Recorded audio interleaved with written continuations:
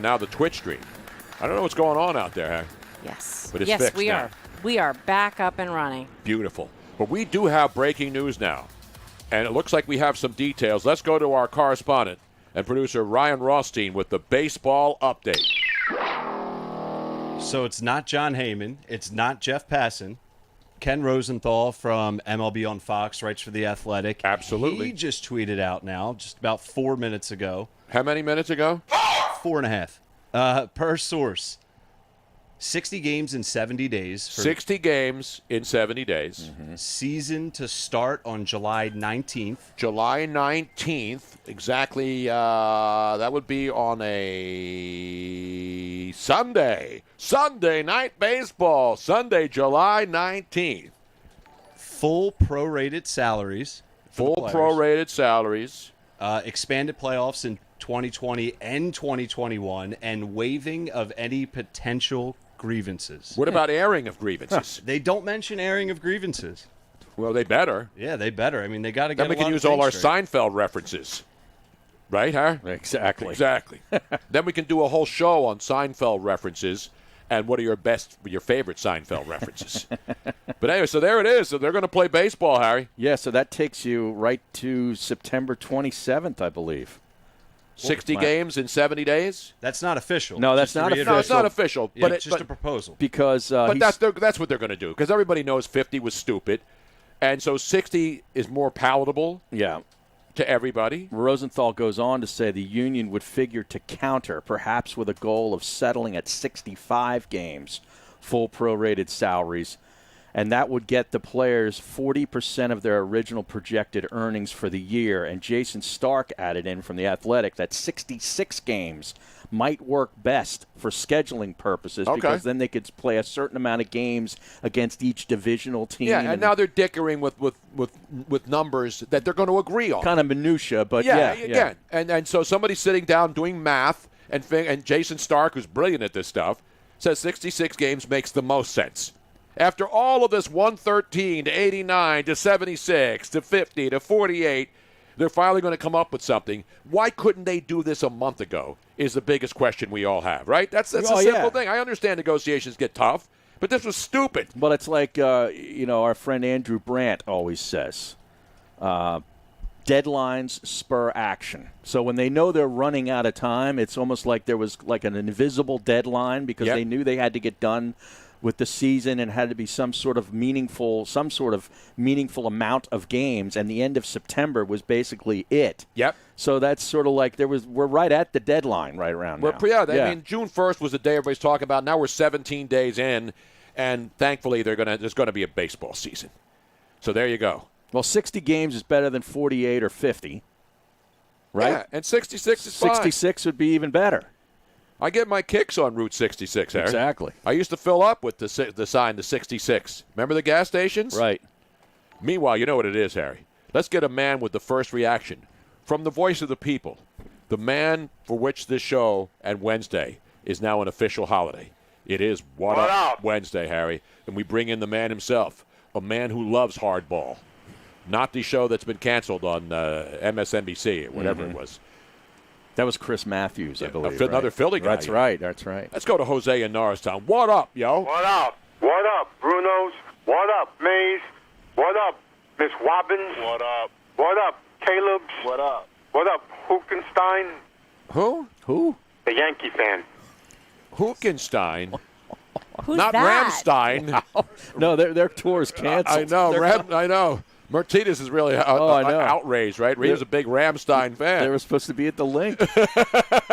I think Joe yo. Yeah, it is a Joe huge C. would Joe love C. that was show, going to be too. front row of Ramstein. Are you a big Ramstein fan, I think Joe? he's running the board. I actually don't know much of their work. Only a few of the singles. Oh, by the way, what up, SiriusXM 211? Exactly What right. up, Jose? How you And doing? don't forget. How you doing, Bruno? What? I know you already said that. Yes. I'll say this. What up? Play ball, yo. Let's play some ball. Hard ball. And we not talking Chris Matthews. We talking about Diamond, Yankee Stadium, Chase Field, Goodness gracious! Exactly. Yankee Stadium with Susan Waldman and the great John Sterling, who's going to be on there today. The great John Sterling. Oh, game over. Yankees win. The Yankees win. Goodness gracious. Oh, okay, Susan. Get to the color, yo.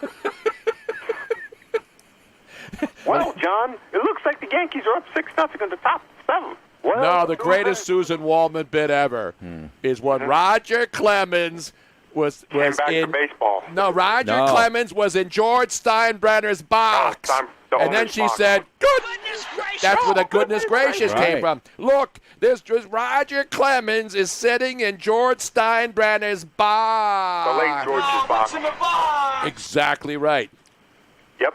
All Other right. than that, let's play ball, yo. Yes, indeed.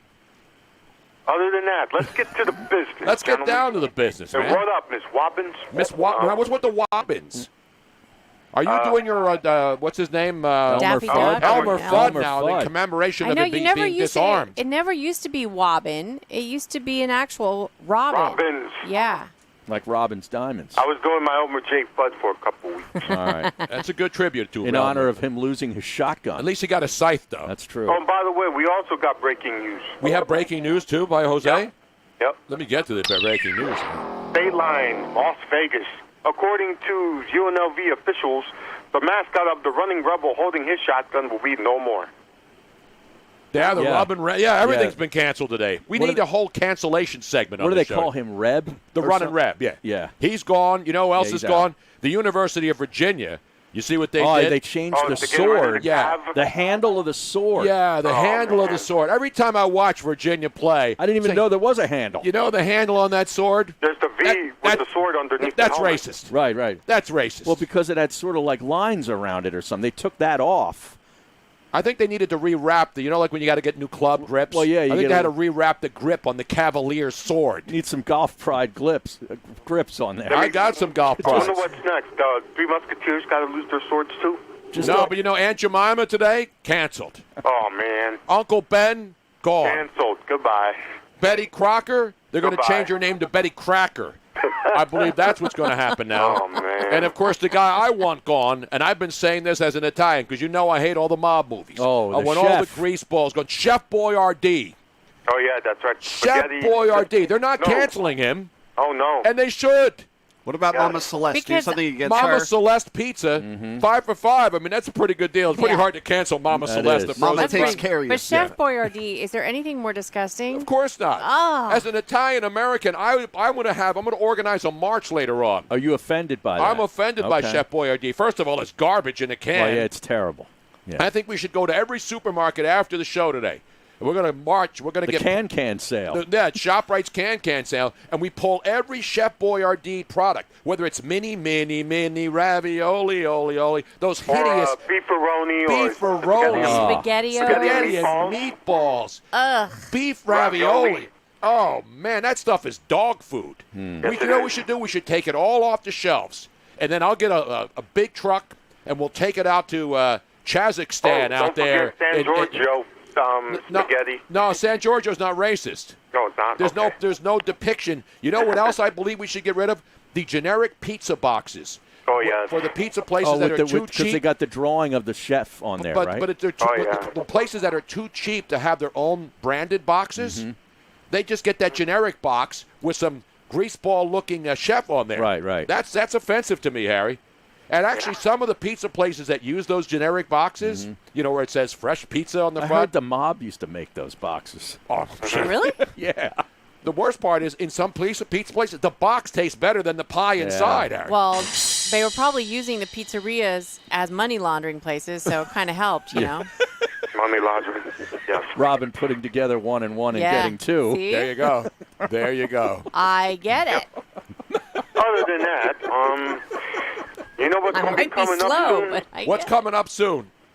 We have hockey training Yes. camp, yo. I saw Provy out there. Did you see the video? No, I It did was not. Graney Zapruder film video that one of the local hockey reporters over at the Flyers complex in Voorhees, New Jersey. Okay. Where New Skate Jersey, they're zone. allowed to skate in the skate zone, Harry. So who was over there? Provy was out there going around. Ivan Oh, Provorov, okay. yo. Ivan Provorov. Number 9. Exactly right. See, The hockey's same ready number on the 9 ice. The same number 9 that Pelly Eklund Boer and Danye Zubris Boer. That's great, Dinus Dinus Zubris. And now. Patrick Dinus Sharp, yo. and Patrick Sharp. Great, phenomenal knowledge. Before he got traded to the Blackhawks. Exactly right. And he beat us in 2011. How many cups does he have under his belt now? 2 at least, I right? think he's got 2. Then he got traded to St. Louis. Then after that, he went to Dallas, Exactly right. playing with the Ben brothers and Tyler Sagan. Jose going down a Patrick Sharp rabbit hole today That's on the some show. good stuff. You know that's a man who understands pucks. In any case. By the way, Jose, have you read the 113-page NBA health report that the gentleman will be going down there? 113 pages. 113. I would say I'll keep this short with one simple answer. No. That's the right answer. That's the correct. Let me give you a roaring round of applause for His that. agent will be going over it and just telling Jose the important bullet points. I'm not going to sit. I don't have time to sit down and read a 200-some-odd page document. 113. Come on, Jose. It's only 113 pages. I'm not going to sit down and read a 113-page document on what's going down in Orlando. I'm worried about our state. Our state has been locked down and will be continued to lock down until Governor Wolf says so. What's the matter with you, man? Because we need the Eagles to play at the Lynx. We need the Sixers to play at the. Well, they're not going to be playing there. They'll be playing and you know they have all the hotels already figured out. Did you see that, Harry? I did. Now, who are the Sixers? At what hotel are they sharing? Are they at the Grand Floridian? I want to say. I don't know. Is that the one? I'm thinking. That's Ain't there a important. hotel near Disney? They're on Disney property. Yeah. These are not off the property.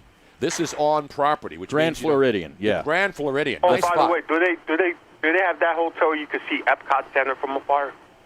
Yeah, when you're in one of those properties, you're on property. Yeah, they're going to be with the Thunder, the Rockets, the Pacers, the Mavs, Nets, Grizzlies, and Magic. Oh. Yeah. What up, Nikola Vucic? So Markelle Fultz and Ben Simmons can go out and try to shoot. Exactly. And neither guy still can shoot because of various ailments and jet ski accidents and what else? What was the Fultz thing? He was riding a dirt bike or something. Wasn't it a four-wheeler? A four-wheeler. Yeah, I think it was a four-wheeler. See, now I look at this Grand Destino Hotel. They've got the Bucks, Lakers, Raptors, Clippers, Celtics. They've got 4 or 5 of the best teams. I know. They've already figured out that these 2 hotels are going to be emptied out earlier than the Grand Destino. There's Harry Mays once again going next level on the show. Yeah, but all you have to do is infiltrate the Grand Destino if you're the Sixers. Then you take out the Bucks, Lakers, Raptors, Clippers, all the top teams. You send them all home. You call in room service and you spike it with bleach like they did at the Shake Shack in New York for the cops the other night? Oh, yeah, I heard Allegedly. that story. They poisoned NYPD's finest. And that's just an accident. Let's be honest. I mean, when you go into a shake place, you know, I always wash out. When I make shakes upstairs in my own machine, I always put bleach in it to make sure it's cleaned out. Do you? Especially when I have a lot of company coming over. Because, you know, Shake Shack is usually empty and nobody goes in there. Right. But somehow bleach got into the shake machines that they were cleaning out. Believe it or not. Oh, boy. Other than that, you know what classic Eagle game I watched last night before coming on? The Philly special, the Super Bowl. No. The snow game. We go on Randall era, yo. Oh, the Giants where he hurdles Carl Banks? That's 1988. 89, the year after. Giant Stadium where he made his legendary 90-yard punt against I love that one. a windy wind tunnel Giant Stadium. You remember that, Harry? Yes, I do. Punted from actually the end zone. Tremendous athlete. Yes, he was. He was one of the all-time greats. If you remember, during that game, LT, he played with a broken ankle. Yep. Which, That's when men were men. Yep. That's when the National Football League wasn't a bunch of wusses. It wasn't. Not all of them, just a lot of them. Well, when the NFL played back in the day, they played in wind, they played in rain, they played in unhostile conditions. How about that great snow game? That's one of my favorites with the Lions. Remember that game? Yeah, that was Shady McCoy's game. Oh, man, that's in phenomenal. a blizzard. Exactly. That was a real blizzard.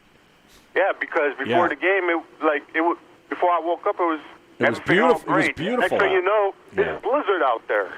Exactly. So we could send Jose into the Grand Destino, okay, Yes. as a spy, right? Yes. And what he could do is call that anonymous hotline that Shams Charania talked Yes, about. they have a- where they have a snitch They line. can rat on Yes. players and coaches that are not obeying the rules. And maybe we could get a couple of those players on those key teams out. Take them all out. Let's Shut do the it. whole hotel down. Desperate up, times Hawaii? call for desperate measures. I'm with We you, man. spiked their Chateaubriand being delivered to the room. You know what I mean? What up, Mr. Leonard? We got a delivery for you.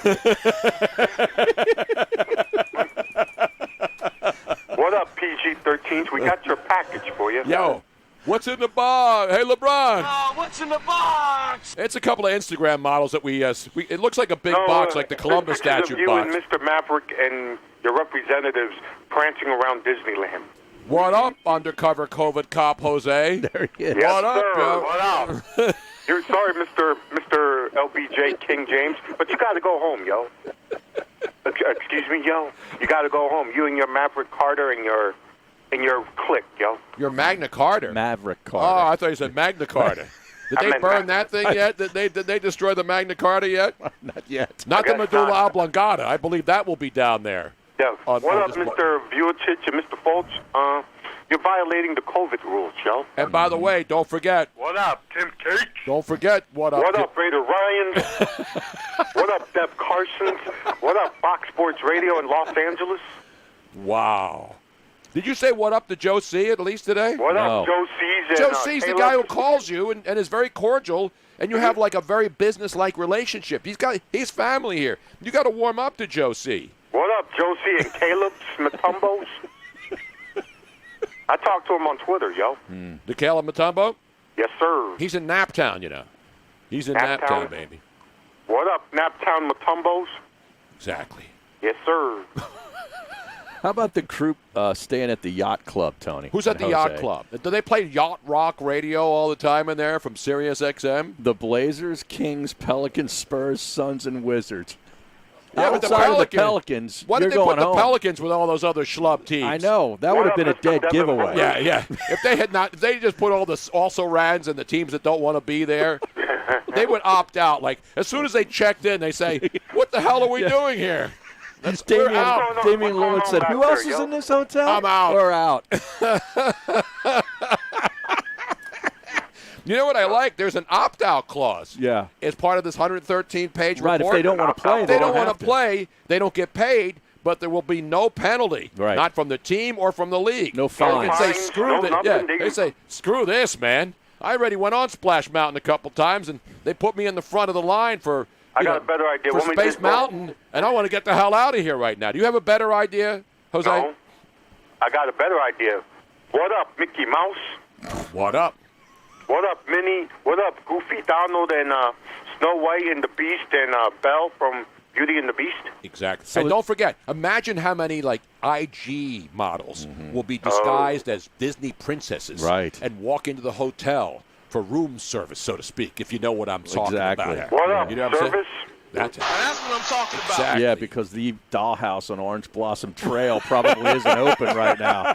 Those girls need some work. Rachel's. I mean, I could think of all those You know what? places. The belt from the New Orleans Square, you know, they have all the big hoop dresses, Robin. You yeah, know that. yeah. You can hide all sorts of things underneath. Imagine Oh, you yeah. get a couple of chicks. You got like 3 chicks, and then you'll have like an orgy, like Ronaldo would do. Forget Over about there 7 in bottles of wine. You could put like 7 people under there. the 7 dwarfs will be under there. Get them right in there. Bam! Ronaldo will come over from the EP, actually No, from La he's Liga. he's playing I know right he's now. playing for La Liga, Harry. Yeah. By the way, you know what he did yesterday? Not him, but you see what Messi did yesterday. Goal number 600. Leonardo Messi. Messi had his 699th goal, Harry. Didn't they win 2-0? Yes, Yeah. penalty kick in the 69th minute. Whoa. Barca beat who know they Laganze, and they're up 5 points up on Right. Real Madrid in La Liga, Harry, keeping you up to date. Yeah, and Bayern Munich won yesterday 1-0, Bayern Munich and that was locked it up. Bayern Lewandowski, Munich. another goal. Not Corey Lewandowski. 8 straight titles for Bayern Munich in the Right. Bundesliga, Harry. Or München, as they say, I guess, yes, right? Bayern Munich. Bundesliga München, yo. Exactly. Yes. That's their 30th Bundesliga championship. That's dominance. For a club. You know when I think? You know who I think of playing for Bayern Munich back in the day? Who's that?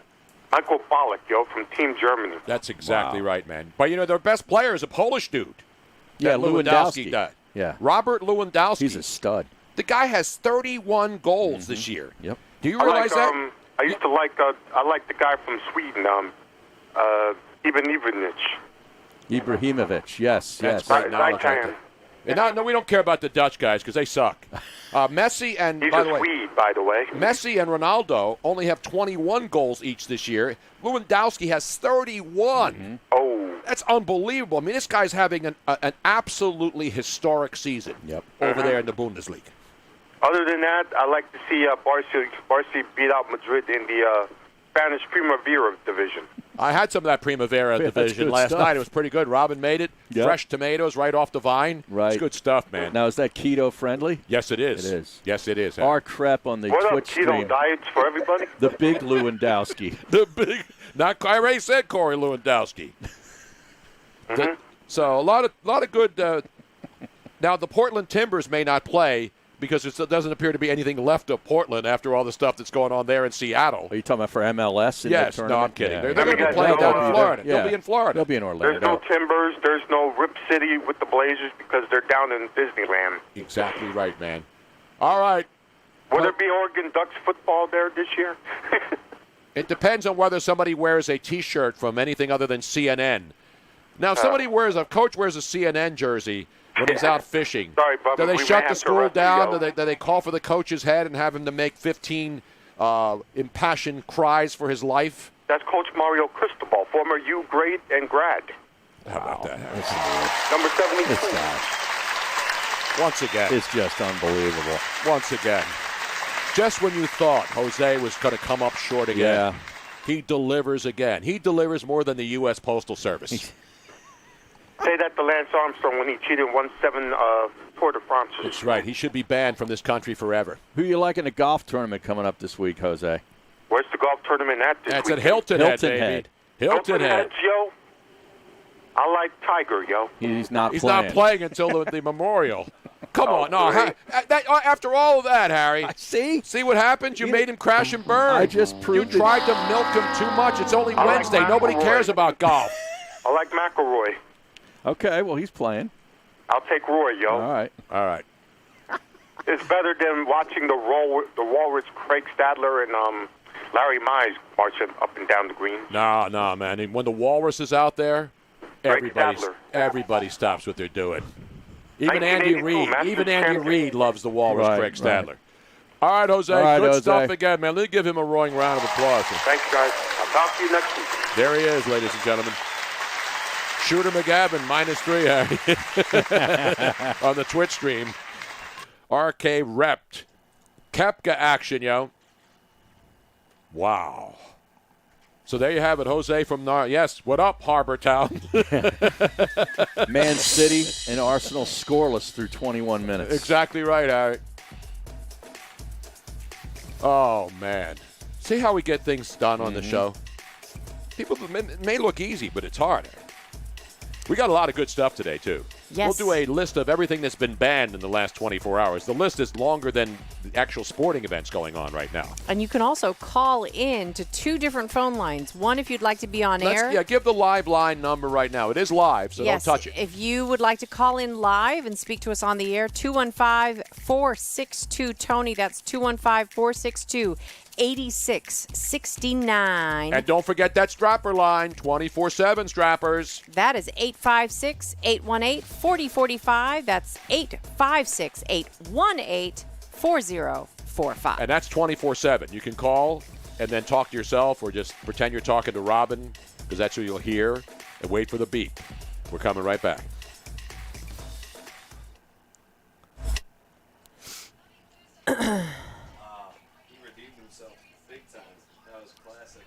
Until Harry threw him a golf curveball.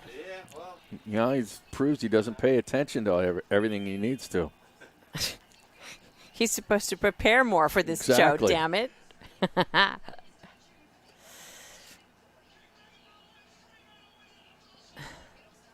Big Dipper HD. What up, Harry? My daughter took a 3-wood to my head at the range. Jeez. Accidentally, he said. Do you know who that is? Big Dipper No. HD? Okay. I know what dipping dots are, though. I never liked those. Well, Did you like dipping dots? my kids liked them when they first came out because, Yeah. you know, they were frozen solid and you go to the mall and you They're- get them. Aren't Yeah. they like freeze-dried? Yeah, that's what they are. Yeah. They're super freeze-dried. Freeze-dried ice cream. And they kind of stick to your tongue a little bit. Not to your mouth. John from Abington. When is Harry making his golf picks? Got to make them by tomorrow. Huh? Tomorrow's the opening Big round down Dipper. there. Well, no, it'll be started by the time I our know. show's on. So. I know. Big Dipper PhD says, I'm a friend of the program. So it must mean that we do know him somehow, or at least you do. I'm taking Justin Rose into my one and done. Not Chris Rose. No. Are you done with the top 10 bets now, Harry? No. No, I got a couple. I got a couple of good deep knowledge ones right here. What do you got? Rory Sabatini. Rory Sabatini plays really well at Pete Dye golf courses. I looked into it for the last 10 years. So you have top 10 finish? He's already got 4 top 10s in his last 9 events. He was 14th at Colonial, 7th at the Players, I don't understand this one. 3rd in New He's Orleans. saying that he wasn't there. Oh, okay. So I'm well, I looking wasn't at him sure for a about top that night, but I know 20, that we were something there like that. having dinner when I was watching it on the TV in Pagliacci's. Okay. Jim Furyk, too, plays really well at this place. He's got 2 wins there. He's got a 7th, 2 So- wins, a 7th and an 8th in his last 9 down there at Harbor Town. DeChambeau is just on fire if you look at what he's done. 5 top 5s in his last 7 events, including a 3rd at Colonial. What about Kevin Kisner, Harry? Kisner's good, too. The people are like, yeah. they know how Harry knows his golf. Kisner was 29th at Colonial. He was 41st How do you spell Pagliacci's? at P-A-G- Harbortown last year. Oh, it's like Pagliacci. 7th Yeah, and 18, Pagliacci. 11th and 17, Pagliacci. 2nd in 2015. He plays well there. Pagliaccis? P-A, I don't know if there's 2. I think there's 2 G's. Pagliacci. Pagliacci. Just look it up, Robin. I It's got still it. there. Oh, Hey, Pagliacci. Philly Godfather's on. 1G, Liacci. Ride Pagliacci.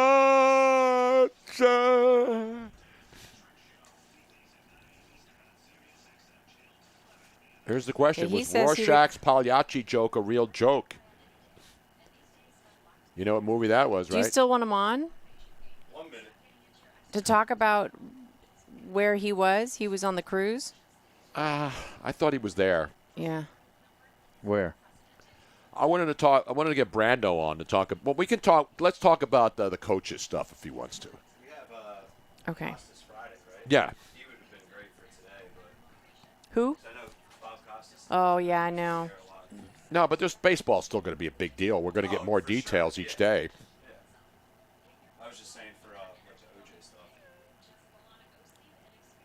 I mean, I can ask him if he's still available to come on, even though you guys weren't together for today in the 5 o'clock hour. Or Yeah, we can bat around golf. You know, you can talk golf with Harry. We can talk coaches having to kneel before Zod and 10 seconds.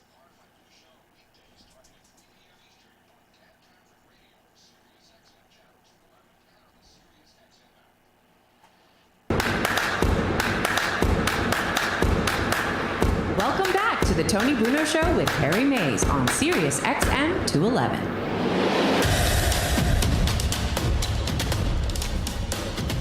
All right, a lot of things, a lot of moving parts on today's show, Harry, which is good. Mentioned John Sterling will join us next hour. Talk about guys who've been around the game a long, long time. Oh, man. 81 years young, Harry. What a great talent. Started in Atlanta. And he's actually, did you know that John Sterling was born in Philadelphia, PA, Harry? No, I didn't know that. A lot of people didn't know that. You know what else? John Sterling was born on the 4th of July. You know who else was born on the 4th of July?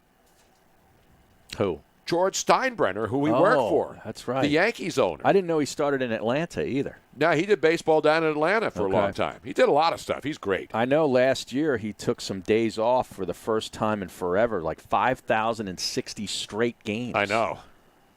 That's Could pretty you imagine impressive. doing 5,000? How many years is that? It's like 19 years, I think, consecutive or something like that. Again, don't ask me to do math. If you do 100, now remember, the Yankees, that counts playoffs and World Series, right, too. and they went to a lot of playoffs over his time. Absolutely, and some World Series, too. The Yankees, all right, we'll do that as well later.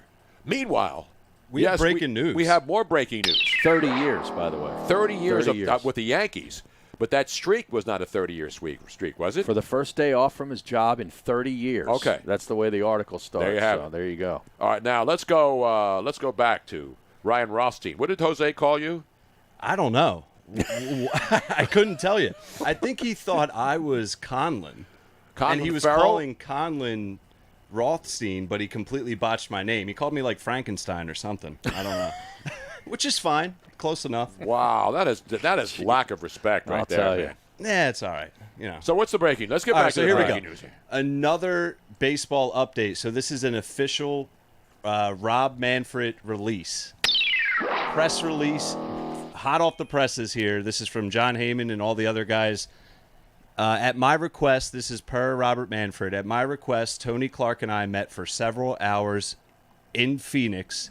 We left that meeting with the jointly developed framework that we agreed could form the basis of an agreement and subject to conversations with our respective co-workers. I summarized that framework numerous times in the meeting and sent Tony a written summary today. Ball clubs need to start preparing for a season. So there you have it. They're obviously agreeing, and now they're just crossing the T's and dotting the I's. Harry. And getting the specifics as far as number so there's of a games. deal, and there's going to be baseball. Are you happy now, Harry? Yeah, I mean, it gives you something else to watch. I told you if they didn't come back, I wouldn't have cared, but it gets more stuff to watch and talk about. So I'm good with it. Now, the language there was we got together, we met in Phoenix, we hashed stuff out, and now we're going to tell the players to get ready. And now where do the players go? As the players have been asking. That's going to happen over the next couple days. Tell me where to go. Do they go to their respective ballparks? Do they go back to Florida, go to the spring training facilities? Arizona. They can't come here in Philadelphia because you can't do anything here. All right. Can't even get a carry permit. Did you realize that? No. The governor of the state who shut down gun sales and then was sued, his ass was sued off because it's unconstitutional. He doesn't have the power to keep people from exercising their First or Second Amendment rights.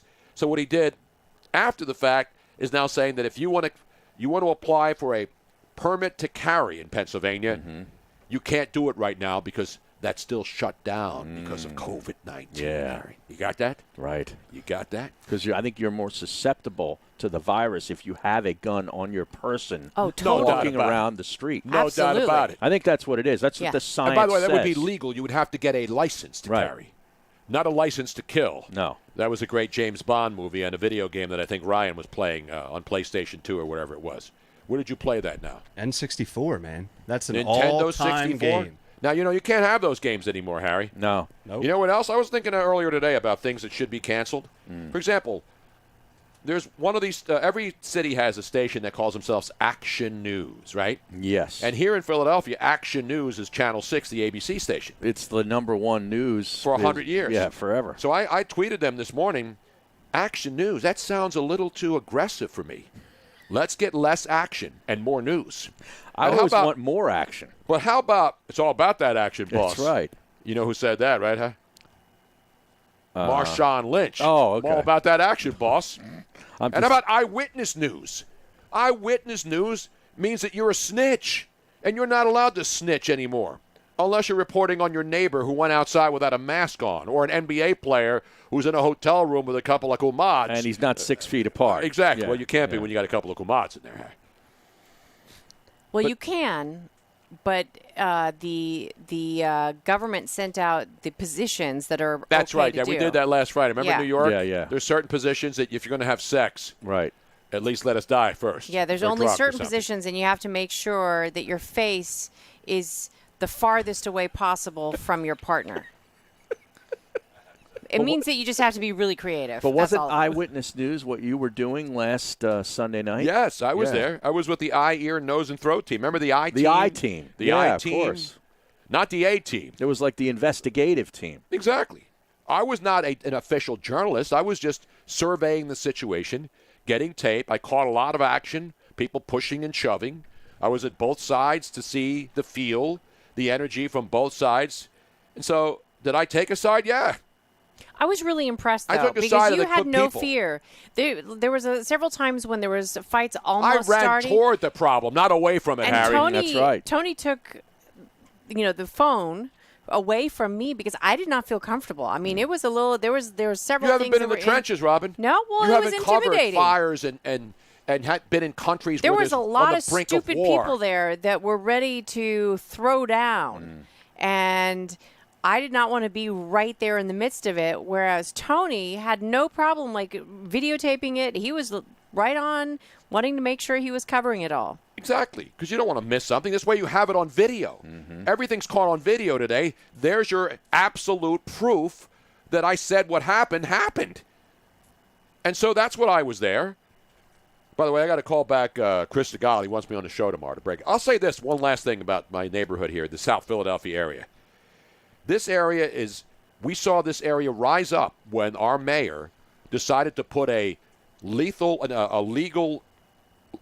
injection site. Correct. Right? They wanted to put a legal injection site. We were in New York at a radio conference up there for the Barrett Sports Conference.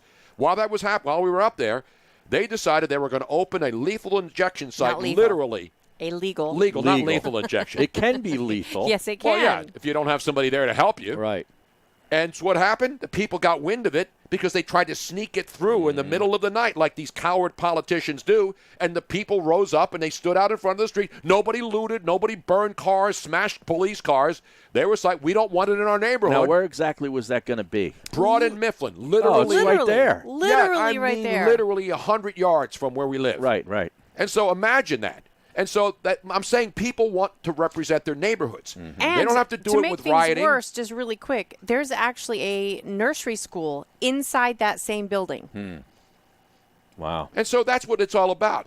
We want peaceful protest. Those were peaceful protests. And those were things that affected our community that politicians want to foist on people without first getting their approval. What happened to the voice of the people? What happened to people having a right to say, we don't want that here? Right. How about having public hearings? They had no public hearings. They just decided we're going to put it there so we can say we're the first city in the country to have a lethal injection site. Legal.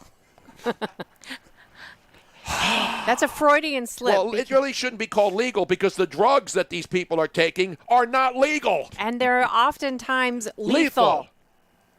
Anyway, there you have it. And that's why, so the same thing with the statue. It's not about the statue.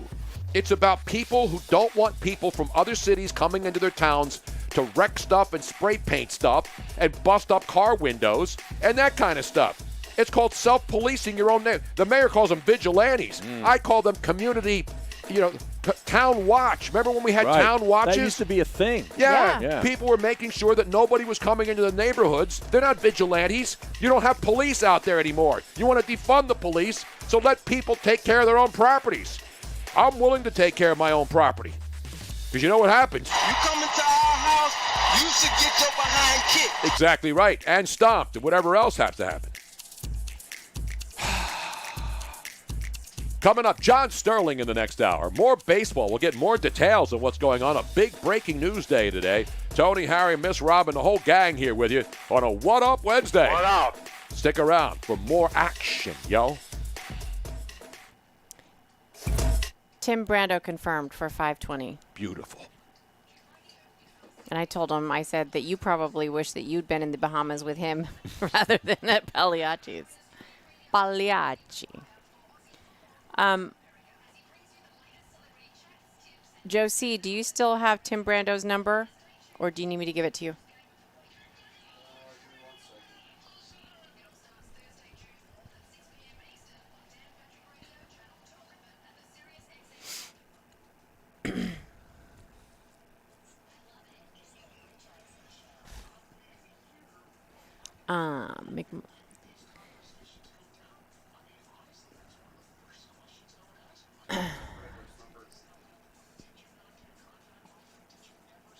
You do not? I do. Oh, you do? Okay, great. Not communication breakdown, Led Zeppelin. Matt and Livermore, the neighborhood watch. Your neighbors watch the crooks steal your stuff, then call the police.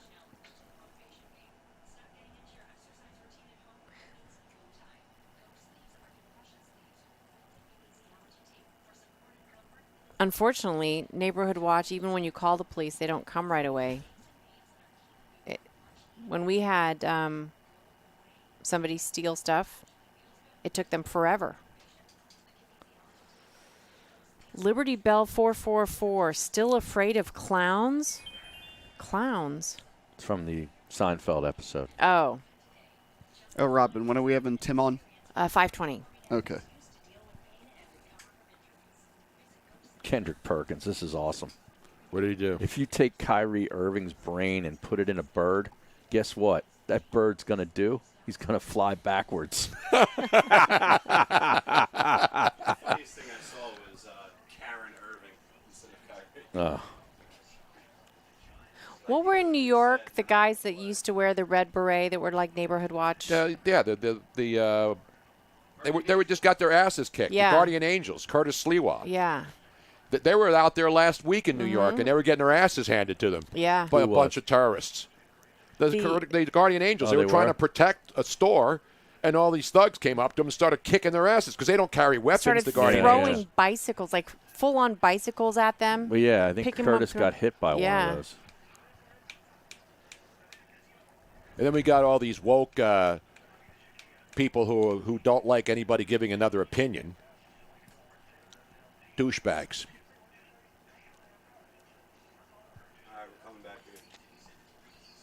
Morton Downey Jr. show regulars. Welcome back to the Tony Bruno Show with Harry Mays on SiriusXM 211.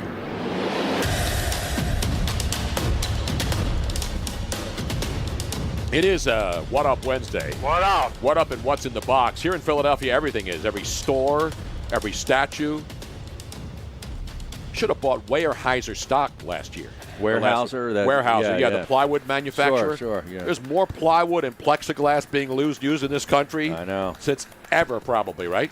Exactly. Oh, I thought you were saying how Jose says Ryan's last name. No, that's not how. What up, Weyerhaeuser? Coming up later on, Tim Brando's going to join us. We can cover a lot with Tim Brando. Mm-hmm. We can talk about what happened on this date, even though I mistakenly thought he was with me that night. On June 17th, 1994. That was 26 years ago tonight. Where were you, Harry? Do you remember? Yeah, I know exactly where I was. It was in my house in suburban Raleigh getting ready to go out. Down in North Carolina? Yep, ended up going to a place in Raleigh that we'd frequent on Friday nights and had a blast and was watching multiple television sets with a lot of action, if you know what I mean. Did you know that there was an NBA championship finals game on, Game 5 that night? Knicks and the Rockets, yes. You know who was calling that game on ABC, right? On ABC. That game was on ABC. Do you believe in miracles, Aaron? Al called that game? Al Michaels was doing the game. Wow. See, we had the sound down on the game. I was more interested in the other television set with what was going on. What was going on the other television? Well, there was a little chase. Yeah, but that's everybody. So while Al, do we have the tape?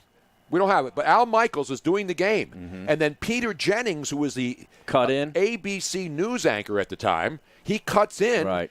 And then Al Michaels throws it to him for the O.J. car chase, the slow-speed O.J. chase on the Los Angeles freeway. With Al Cowlings and the white Bronco. And, Al Michaels is a Hall of Famer, and Peter Jennings obviously was a great newsman. And so they basically they went away, but they actually did a split screen. Right, from the basketball feed. From the basketball feed Yeah. to the O.J. slow car chase scene on the other side of the screen, while Al Michaels was doing the play-by-play of the Knicks and the Houston Rockets. Remember people gathering on the overpasses Yes. everywhere? And like yesterday. Because it wasn't. I mean, it was so slow I that know. people had way more than enough time to figure out, hey, let's get out let's there. go there. Now, I'm getting conflicting reports that it was NBC and it was Costas. Bob Costas is going to be on with us Friday. Yeah, that's what I thought because I thought I remember seeing it on two different screens, and I think they patched Al in from L.A. because he knew the area and lived near where O.J.'s Rockingham estate was. Al lived right near there. I know, and he's still out there. Yeah.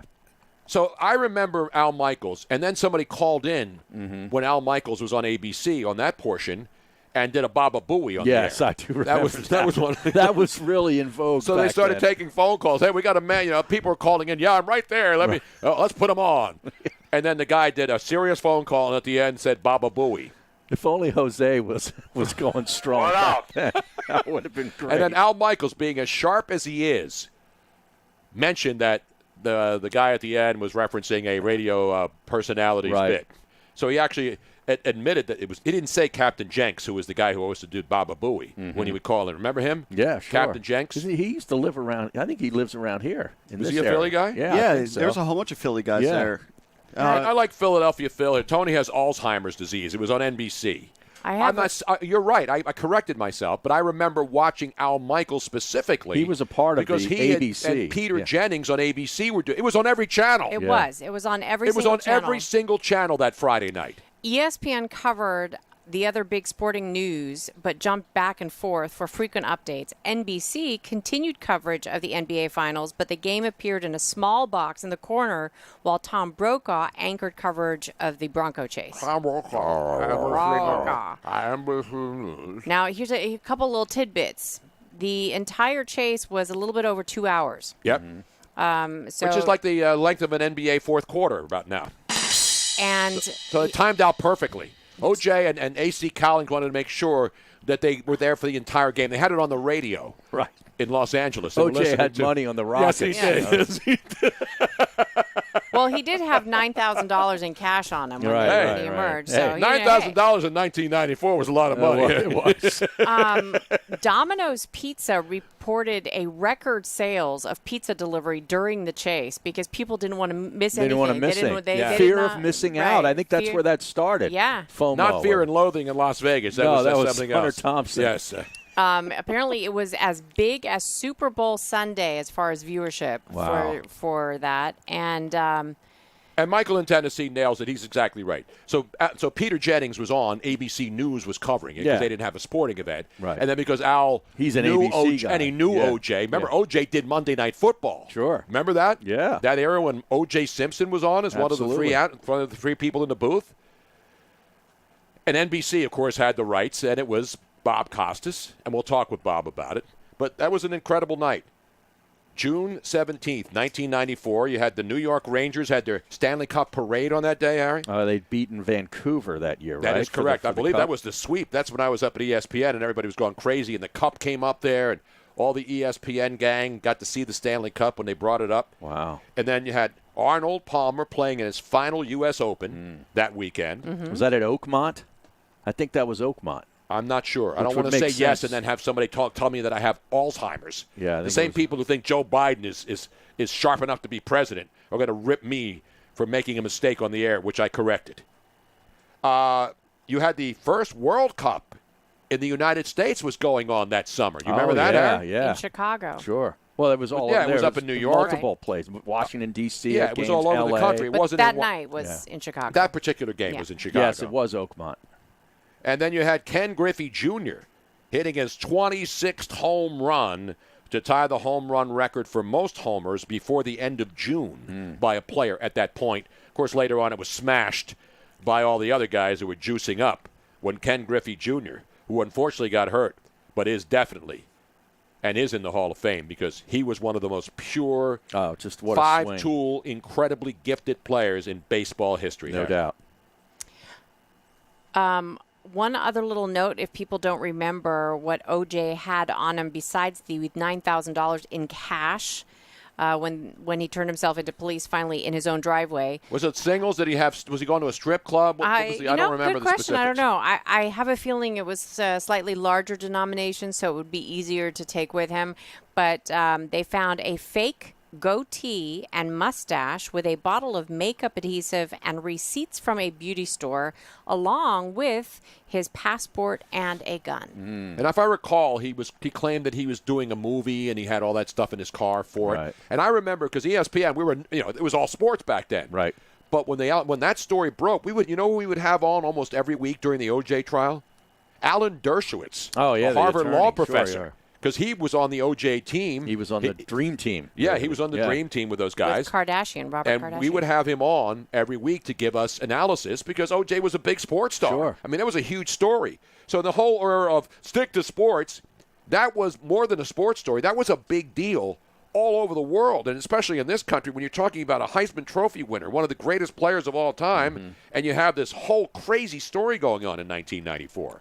So it was an incredible night, and it was an incredible month, especially on this date, 26 years ago on that Friday night, Harry. I remember it was a Friday night because we go to Pagliacci's, Keith Olbermann and I thought, and that's why I wanted to get Tim Brando on, because I thought Timmy was with us that night when we were having dinner up right around the corner from ESPN, because we'd all get together up there and get ready for the weekend. Right. And I drive up there from Philly, and then we go to Pagliacci's, a great Italian spot there, and we all sit around, and they had TVs in there, and I remember seeing it in that restaurant because that's where we were watching the NBA game, and that's where it broke in. And we had the sound down, too, of course, because we're in a restaurant. Was that the Times Square ESPN location? No. This is in Bristol, Connecticut. Oh, in Bristol. Yeah, Yeah. the ESPN studios. We would go up there to be in Bristol to do the weekend show. I was like, that was the only restaurant besides maybe a Subway, right?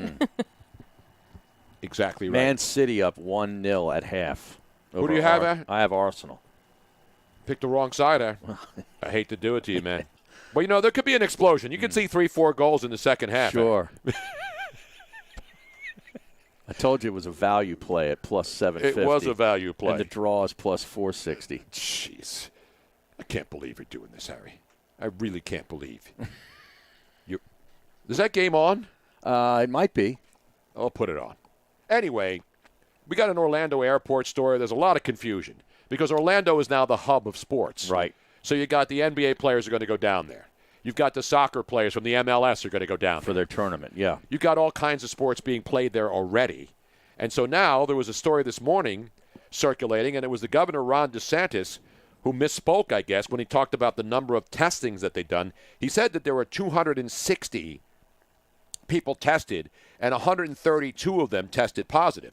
But the fact is there were 500 workers tested at the Orlando airport, and only 2 of those 500 tested positive for COVID-19. Now, what time period was this? Now, this was recently. Okay. But the bigger story, and the Orlando airport corrected it and said there were 260 confirmed cases from mid-March up until recently in June. So we're talking about during the whole pandemic. It's like a from 3 when month it started. time. Yeah. So over 3 months, they tested a whole bunch of people, and 132 of those people were confirmed, but they were TSA workers, rental car employees, the cleaning staff at the airport, restaurant workers, baggage, airline people who go in and out every day. And remember, the TSA people, all those people who work in that airport live in the area. They're not coming in from another city. Now, obviously, the pilots and the flight attendants are. But remember, people in all these airports go home at night to their families. The TSA agents, they live in the city where they work. Right. I'm not making excuses. I'm just saying, so when we see the story, immediately shockwaves. Every sports writer who's going, covers the NBA is out there, oh, my God, they're going to change their plans now. They can't go down there. They have to put out another 113-page report. By the way, for all you sports writers who've been covering the NBA for a long time, you think the players are going to arrive at Gate 5A in Orlando International Airport and wave to the fans when they come in and then go down to baggage claim to Carousel C and pick up their luggage? I think they might have something Harry, you different. did college football and you traveled with Temple. No, did you go through the main terminal and go pick up your bags down there at baggage claim? No, you go where the charter planes Exactly. Yeah. And these are writers. These are people who cover the NBA. And they're out on Twitter this morning going crazy. Oh, did you read what happened in Orlando Airport, Harry? Did you read what happened? Wow. How stupid are these people? I don't know. How do these people have jobs? Sometimes when I read these tweets from some of these guys that cover sports, it sounds like they don't really want to cover sports anymore. They're bitter, batter, broken performers. They're bitter. They're very bitter. They're not on this show. We love everything on this show, especially Harry. They're what are you talking about? Harry's like Mikey on the Quaker Oats commercial. He hates everything. Yeah, okay. He hates everything. But you know what? I mean, it occurs to me that they have the same kind of attitude that a lot of radio stations, traditional radio stations, have had in, like, shooting themselves in the foot, because the industry is changing, and rather than changing along with it and figuring out how to make it more positive, they're just like, no, it has to be done this way. Yeah. Bitter beer faces. Remember those, Harry? They don't do those anymore. Well, that was the old Eli Manning thing, too. The bitter beer face? Wasn't that Keystone beer that started the bitter beer face ads? No, Was I it thought it was Natty Ember Light? Milwaukee's best. Was it the Beast? Or is it Bush? Yeah, I'm trying to think of what, it was some crappy beer. I know that. beer people drink in the woods. Their bitter beer face, Harry. Not Bitter Ballin', which is one of Robin's favorite Dutch. Keystone Light beer That's was right. a commercial. There you go. We did. 1995. We actually had a deal with Keystone Light when we were at 97.5 together. Is that right? Yeah, we were giving away cases of Wow. Keystone with the bitter beer face. They just got a bunch of toothless people and took their choppers out and they made commercials with them. Hey, you know what? Toothless people have lives too, Harry. Toothless people matter. That's right. Work is work. Work is work is right. Chris F29 says that his grandfather was offended by the bitter beer face. Really? He must have not had teeth. Did he go out and riot and protest and burn stuff down? Did he burn down beer distributors and walk out with kegs? Take out the half a barrel. The full barrel's too heavy, Harry. It is. Try to put that in quarter or a half. Those quarter kegs are easy to. Yeah, that's easy. You just bam, just throw it in the back. Yeah. Put the kid seat aside. We're coming right back. John Sterling, the voice of the New York Yankees, Goodness gracious! is going to join us next. Stick around.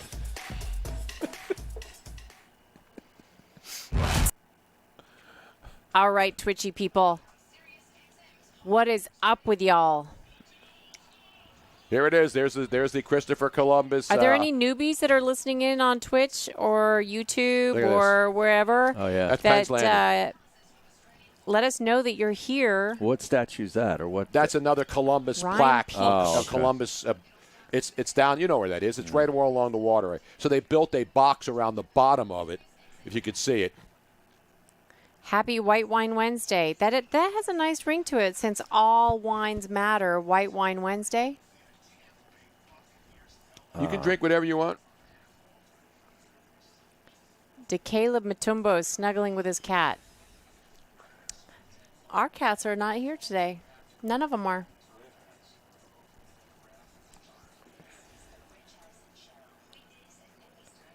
I heard a rumor a while ago that Keystone Light was just Coors Light. Yeah, it's made by Coors. I Is think. it? Yeah. So it's Keystone Light can, you can see there's like a dent on the bottom right corner. So there was like a rumor that they just, like it's in a mill and they just put the Keystone All Light right. like, It'll on like- the Coors Light.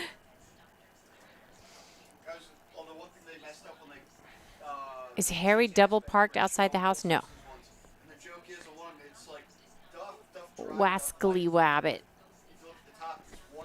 The cop in Atlanta has been charged with felony murder. Wow. That's the guy who shot the guy in the back, right? He had the taser. Yeah. The guy pulled the tape. Did you watch the whole video of I that? watched the whole video. The guy was ready to. He blew a breath of life. You got to watch the whole video. Well, thank you, J Blank 2481. Holder's 29 beer. Never heard of it. Kevin Papala. Kevin Papala just got on. You missed Jose's call. Sorry, Kevin. I know you're really upset by that.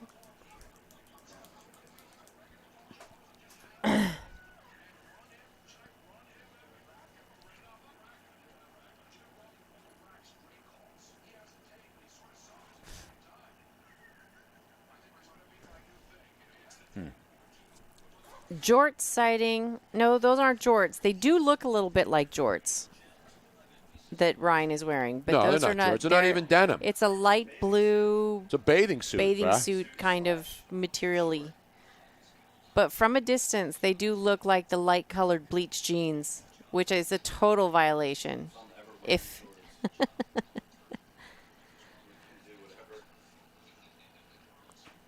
So the DA in Atlanta had a news conference, and they charged this guy with 11 charges. 11 charges. What, the cop? Yeah, the cop. wow.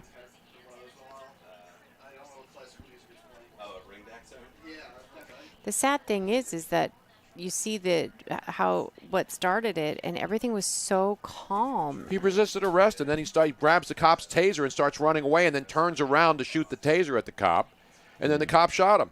I don't know what you can do anymore. Don't ask me. I'm glad I'm not a cop. And basically, they're not going to be allowed to arrest anybody. To Caleb Matumbo, which one of you was a cat person, Tony or Robin? We both were. Tony. Felony murder. Did you never had cats growing up though, Tony? Right? No, when I had my house, I had. Welcome back to the Tony Bruno Show with Harry Mays on SiriusXM 211.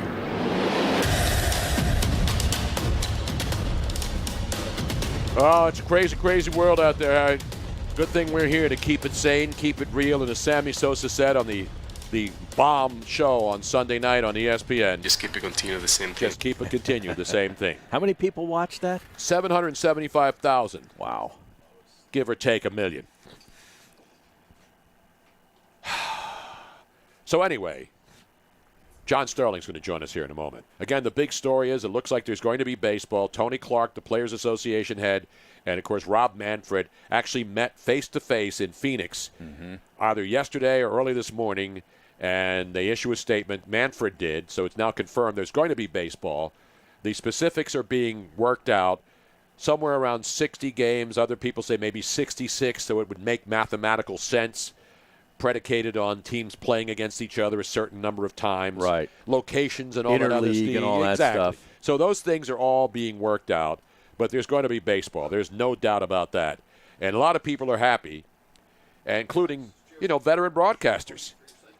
Yeah, here's why. Go ahead. Here's why 66 works. This is Jason Stark. 12 games each versus 4 division opponents. Right. 3 games each versus 4 interleague opponents, and then 6 games home and home versus an interleague rival. And that's what happens when you got brilliant baseball minds and guys who are good at math, like Jason Stark knows who can math. sit down and say, "Hey, guys." This is what makes sense because I mathematically figured out how 66 games matters. And 66 games looks like it's going to be the one that they'll probably all agree with. But we bring on a man right now, ladies and gentlemen, who has to be excited. I mean, he's been locked down just like we have. We've been locked down. He's sheltered in place over in New Jersey in his apartment, waiting for baseball. And John and I remember when we were working at ESPN, and John had to stop doing baseball during the strike year. All right. And he came up and did baseball with us in the studio at ESPN Weekend Radio. Now he's got to be excited again. Baseball's coming back. John, how are you? I'm fine. You know what? I really wondered, Tony, if you would remember that when we were together on the air, it was 1994. Yep. When they had that stupid strike that didn't settle anything. And I can recall Michael Kay saying to me, we're not getting paid, and we didn't have a vote. So now I've been reading, and I'm not an internet kind of guy anyway. So why don't you tell me what's happened? Why do you think baseball's coming back? Well, we have the story. We just mentioned it. All the obviously John Heyman and all the other guys, Ken Rosenthal, the real writers who follow this. There's a statement that's been released by Rob Manfred today, John, and this is all breaking today. Rob Manfred issued a statement that he had met with Tony Clark in Phoenix, Arizona, face-to-face, and they have agreed in principle that they're working on a plan to get this thing done. And now the sources are saying that it could be 60 games. Jason Stark, the brilliant baseball writer for The Athletic, said 66 would make mathematical sense because Harry Mays, my partner here, broke it down. Explain, Harry, why 66 games is the right number. Yeah, Jason has it in here. 12 games each versus 4 division opponents. All right, so that's 48. 3 games each versus 4 interleague opponents. So that's 12. That's 60 games. And then 6 games home and home versus interleague rival. So there you have it. So 66 seems like, we had all those numbers, John. 113. No, let's make it 79. Let's make it 83. Let's make it 50. Let's make it 48. Then it now looks like it's going to happen. So I want to get your first reaction because yesterday we thought it was done, dead done, and now it looks like it's going to happen. So cooler heads are prevailing. Only thing they have to work out now is the specifics. When guys report for camp, where do they go? Do they go to their home ballparks? Do they go back to Florida? What's your reaction to the fact that it looks like baseball is going to be played this summer? Well, I'm really not surprised. No one ever makes in labor negotiations. They don't make their best offer to the last moment. So, the owners, wanted fewer games, so they obviously paid less money. But they wanted the playoffs because that's when the big TV money kicks in. And I think the playoffs really could be exciting. I mean, we have all been under house arrest for so long, and that would really be exciting. So, you ask me, how do I feel? I feel great. I'm hoping it's true. And it sounds, if they've gone as far as figuring how many games you play against your division rivals and how many interleague, anyway, it works out. And, you guys have given me great news. Thank you. Well, that's why we're here, John, and we wanted to make sure you were here just when it broke, so you can finally get out of your apartment over there in North Jersey and go out again. Have you been able to get a haircut, John? Yes, Okay. I've been able to go to my stylist and her apartment to get my hair done, just the two of us with masks. Nice. And anyway, this is, as you guys know, doing the show. This is the oddest year of our lives, and hopefully it'll be the oddest year of our lives. And it will be great to get out and start to work again. So now we don't know how it's going to work, but it seems that based on prior conversations that they're not going to go to a bubble in Arizona or Florida, based on what we know, that they're going to play in their own stadiums. So if the Yankees play at Yankee Stadium, then you'll be able, because I read an article where you were talking about you and Susan Waldman would probably be in a booth, but with a glass partition between the two of you, right? Yeah, that's what we're working on.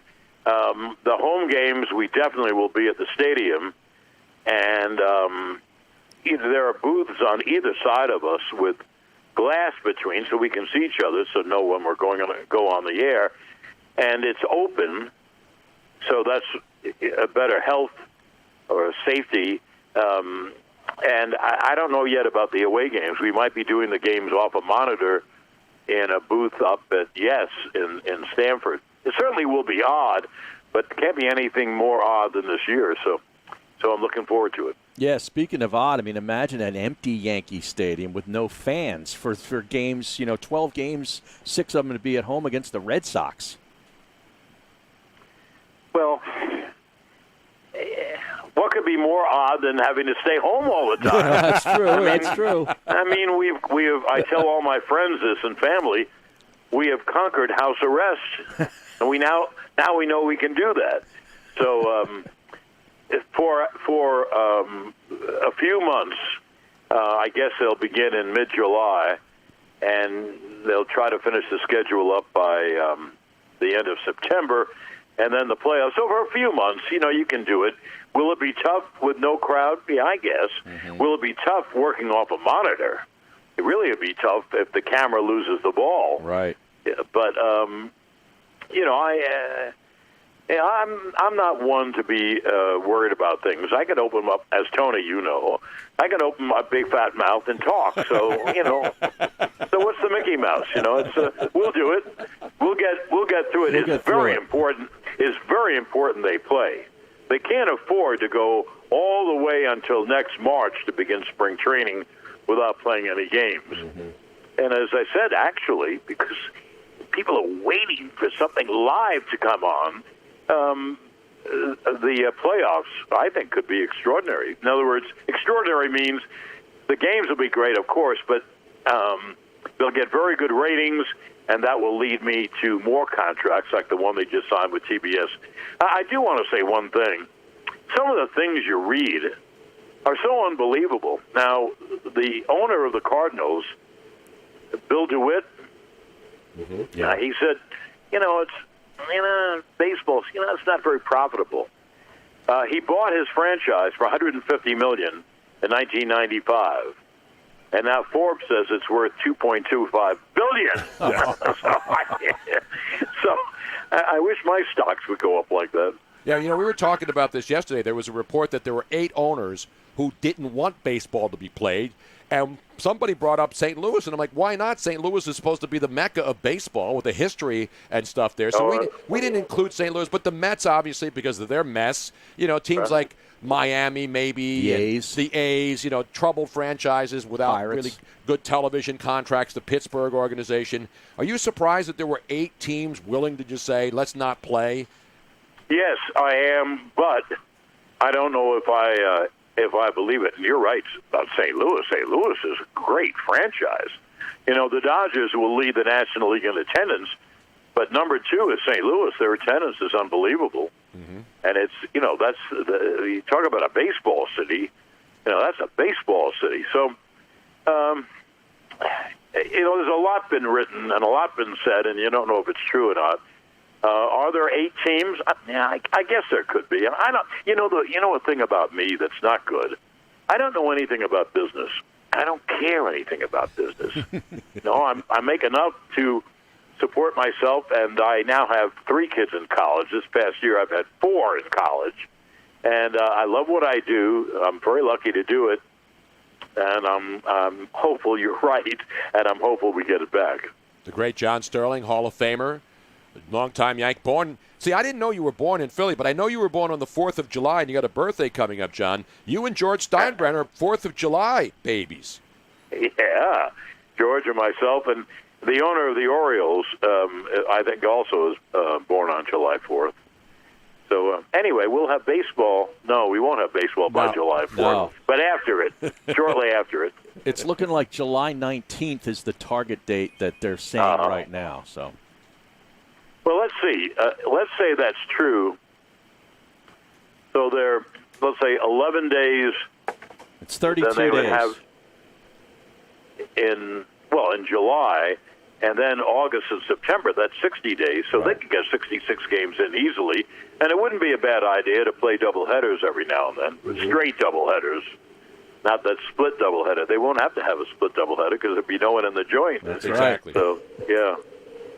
It's interesting, John, when you talk about that, because it's going to be crazy to see it, but people will watch, they'll listen to you on the radio, they'll watch it on TV, and that's what we've all been waiting for. We hope there's going to be football in the fall. We're already seeing sports all over the world come back. We're seeing soccer over, in Europe, all over the place. We're seeing golf tournaments every weekend.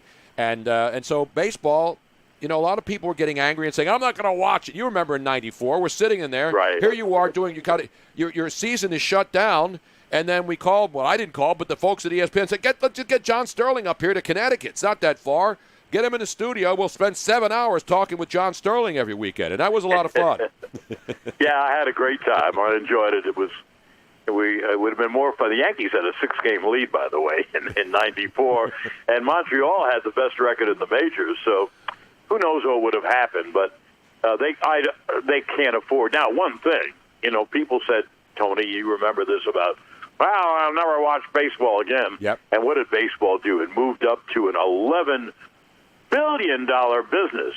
So it's never been healthier, and they would have been nuts to call everything off, just fighting for more. So now I guess we'll have, a quasi-regular season. The playoffs should be great, and it should give baseball what they need. One thing, though, you guys haven't talked about, and that is the health concern. How do you do it? Yeah. Everybody's worried about it. Yeah, a buddy of mine, Marty Appel, who he's ex-Yankee PR and written a lot of baseball books, and he said to me, when the guy leads off first base, does he have to be 6 feet away? Get picked off every time. And so showering and sitting together in the dugout, there are a lot of questions. How they're going to handle it, I don't know, but there are a lot of questions. I have a lot of questions. I just don't have any answers, that's all. But the interesting thing, John, on that regard, is that you could see rugby is being played over in New Zealand, and you can't get any more close than rugby guys and scrums. Right. And now you're seeing, golf, obviously there's good social distancing.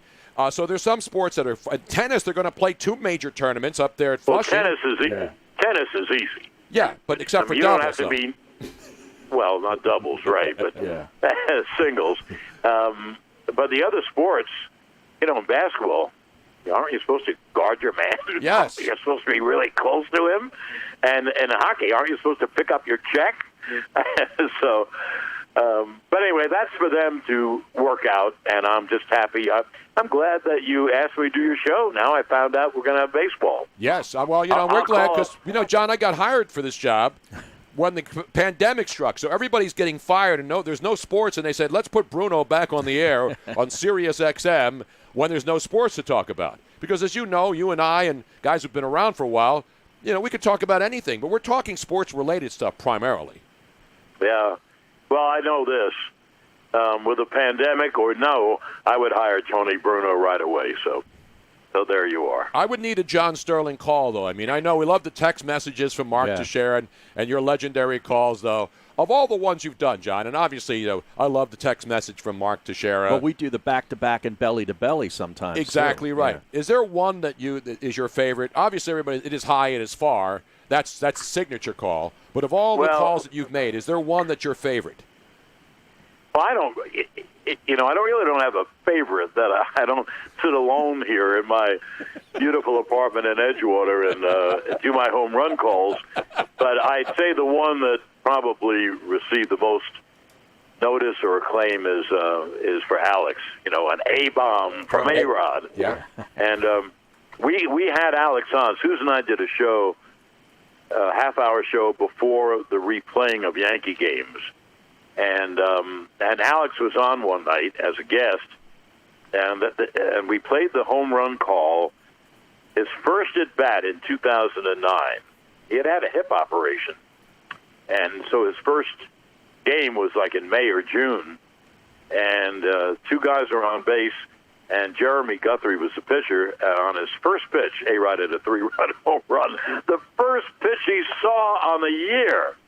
And so they played it back at the station. They played the home run call.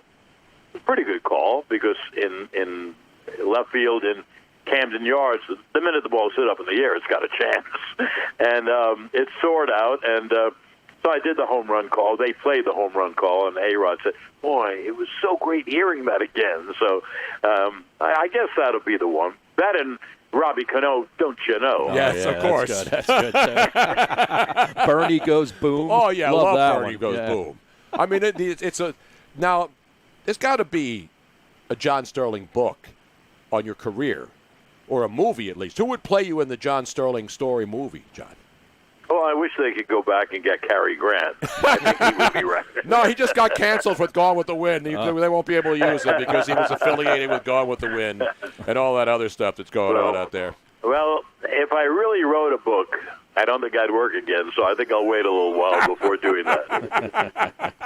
So coming up on 82 in a couple of weeks, right? 82, yes.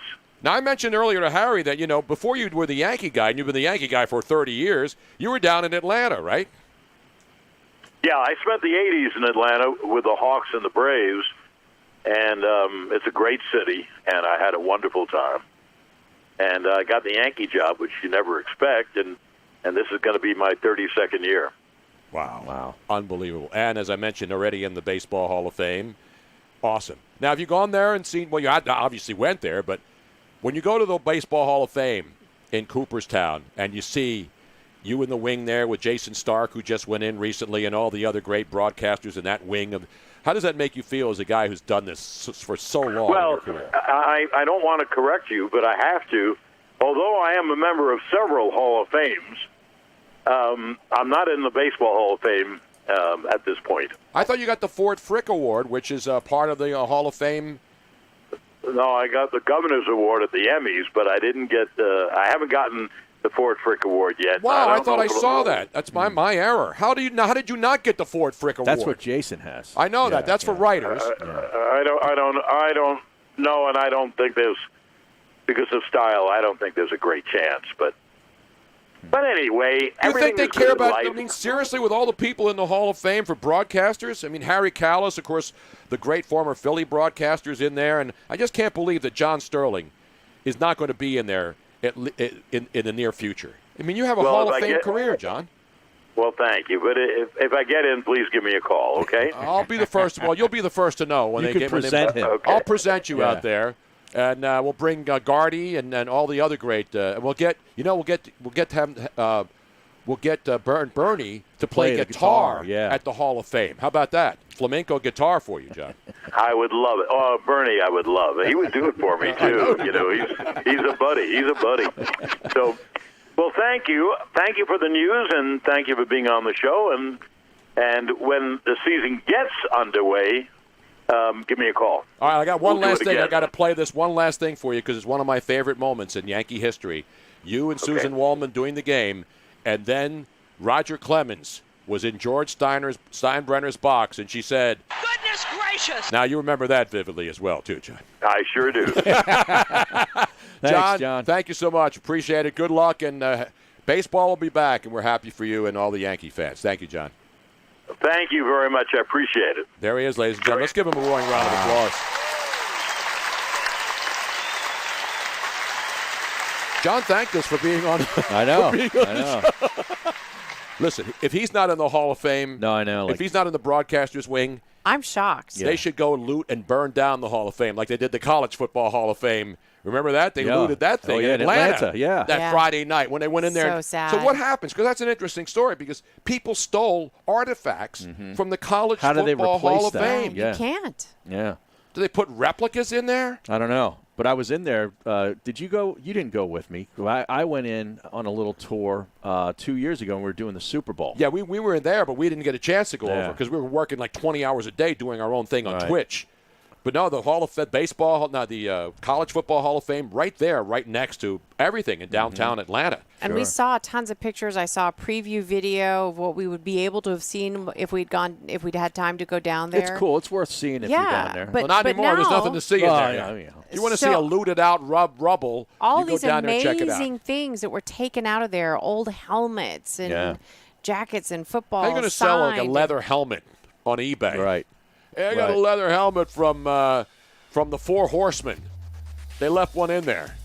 There's only 3 horsemen left now, though, but I'll take the 4th one. You got to collect the entire set, though, Harry, or it doesn't count. That's true. That's true. Yeah, he's got to get the Ford C. Frick Award at some point. Absolutely Don't you think? right. Bob Uecker got it. I know. He got it the year after Harry Callis won it. No, they're all great broadcasters. Yeah. Costas, who will be on Friday. We'll have Bob Costas on. Yeah. Not Bernie from Broomall. He's not in the Hall of Fame. No. Who's not even from Broomall, actually. He's from South Philly. Did you know that, Harry? Yes, I did. All right, that's good knowledge right there. Stick around. Much more. Open lines. You want to call in? 215-462-TONY. 215-462-8669. Whether it's the NBA plan. You have any ideas on what the NBA also needs to add to their 113-page list of do's and don't do's and honeydews? Honeydew this, baby. That's what I'm talking about. Exactly right. We're coming right back. Stick around. I can't believe John Sterling is 81, almost 82. It's pretty funny, though. He just wrapped up the interview. I know. Thank you for being on the show. Good night, everybody, and happy. That was great. And an A-bomb for A-Rod. Some people mess with you on their voicemail. I thought it was that. It's like, oh, well, you said somebody answered the phone for me. Now I do it myself. I'm like, is this shtick or is Right. this like a recording that's supposed to throw me off? It was him, but I was like, His voice does not sound like an 82-year-old voice. No. So Jim Kenny, once again, doing something 3 days after everybody else. You see what he announced today, Robin? No. Nope. Friday, Juneteenth, which commemorates the end of slavery, Philadelphia's city offices and facilities will be closed on Friday. When have they been opened?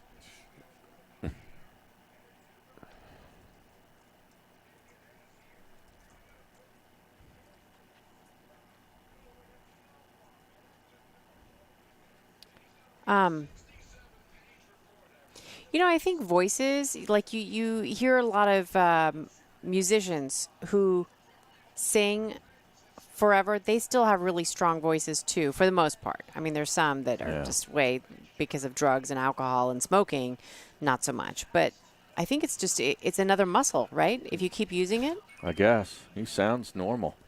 Tony, does that mean that you're going to sound normal? You're not I sound normal. the same but now as I did when know, I was in just my now 20s. wondering now. It depends on how you take care of your voice. You don't smoke any. No, I don't More, smoke so. anymore. I bet Sterling smoked. I don't know if he did. No? I don't think he did. Did you ever smoke, Harry? Yeah. Cigarettes? Like cigarettes? Yeah. Clarify that. I did too. Yeah. I smoked. My mom smoked she still smokes. She's 70. Was she 78? Yeah, she'll be 78 in October. She smoked since she was 14. Wow. My mom never smoked. My dad did. But my mom never did. Phones, and then we... You want to do one of these updates? Yeah, let's do an do update. the update. Which one? Let's do the. No booze flights or tuna in a can. Now let's do the no booze flights. No booze flights. I don't have the woman's drop in here though. If we're going to make us drive, let us drive drunk at least. It's not in this machine. It's in the other machine. What? If you're going to make us drive? No, if you're going to make us, well, that's the. If you're going to make us die, if we're going to die, let us die drunk at least. Oh, Tony Bruno. What do you mean my Tony's Twitch is lacking again today? What are you talking about? Yeah, you're not paying attention to him. Yes, I am. God damn it. I know it's amazing how everybody smoked back in the day. Of course we'll be working. You think we're government employees? We work for a living.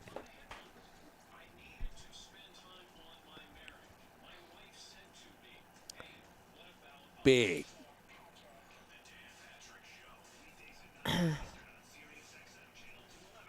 There's baby photos of me and my first or second birthday, and the photograph is concentrating obviously on me on the floor, but all around you can see adults with cigarettes in their hands, smoking around, all the little cute, adorable babies.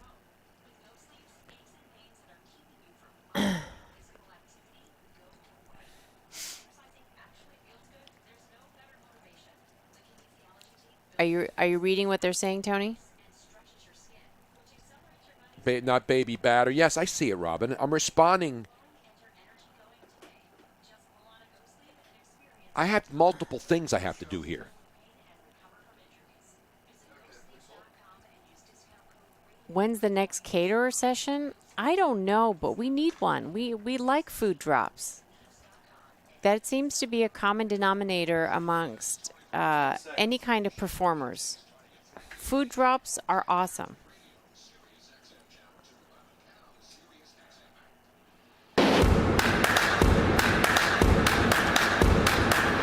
Welcome back to the Tony Bruno Show with Harry Mays on SiriusXM 211. Tony and Harry. Keeping it all real. Keeping it raw. And most importantly, just keep it continue the same thing. Exactly. Now, we got a lot of updates, Harry. One that I will give a little later on, which confirms what I've been saying all along about tuna fish, Harry. Tuna fish is not only bad in a can, it smells bad, but the people who run it smell even worse. Not going to stop me. Nope, me neither. The Bumblebee guy. Yep. And that other guy, Starkiss, Charlie the Tuna. They're on my... You know what list that is? You have a large list that is ever expanding of things that you're canceling. Like you canceled tuna. I did cancel tuna. Well, he canceled tuna. Not Charlie Tuna, the great time DJ ago. and voice that you hear on a lot of Not Charlie the Tuna. And I like fresh tuna fish when you go out and you get those big blue fins and the yellow fins. Right. I love fresh tuna. I wonder what I don't want any of list- that canned stuff, Harry. Yeah, I it's wonder like what eating list Chef is Boyardee. bigger or longer. Tony's cancel list or your I've never done it list, and I will never do it list. We should put that together. Yeah, we have to make a list and check it twice. Not the cancel culture list. This isn't list radio. I'll leave it all up to the woke people to decide what's got to be canceled. Statues and all these other things. And, Aunt Jemima. You know it wasn't canceled, though, Harry? Mrs. Butterworth. Oh, really? Yeah, because no matter what your color, your race, your religious beliefs, your political bent, everybody knows, and we can all agree, Mrs. Butterworth is thick AF, baby. I like the maple syrup, man. I don't do any of those. Straight maple. They're all fake maple. We get real I get maple the syrup. real stuff. We do, too. Yeah. I go up with Bernie Sanders to Vermont and make holes in the maple trees and put And that you know bucket what's really over it. great about this straight maple syrup? It has a picture of a tree on it. Boom. Yes, it does. That's it. No, Or a Aunt maple- Jemima. Now, Mrs. Butterworth, though, No, to her nothing credit, offensive.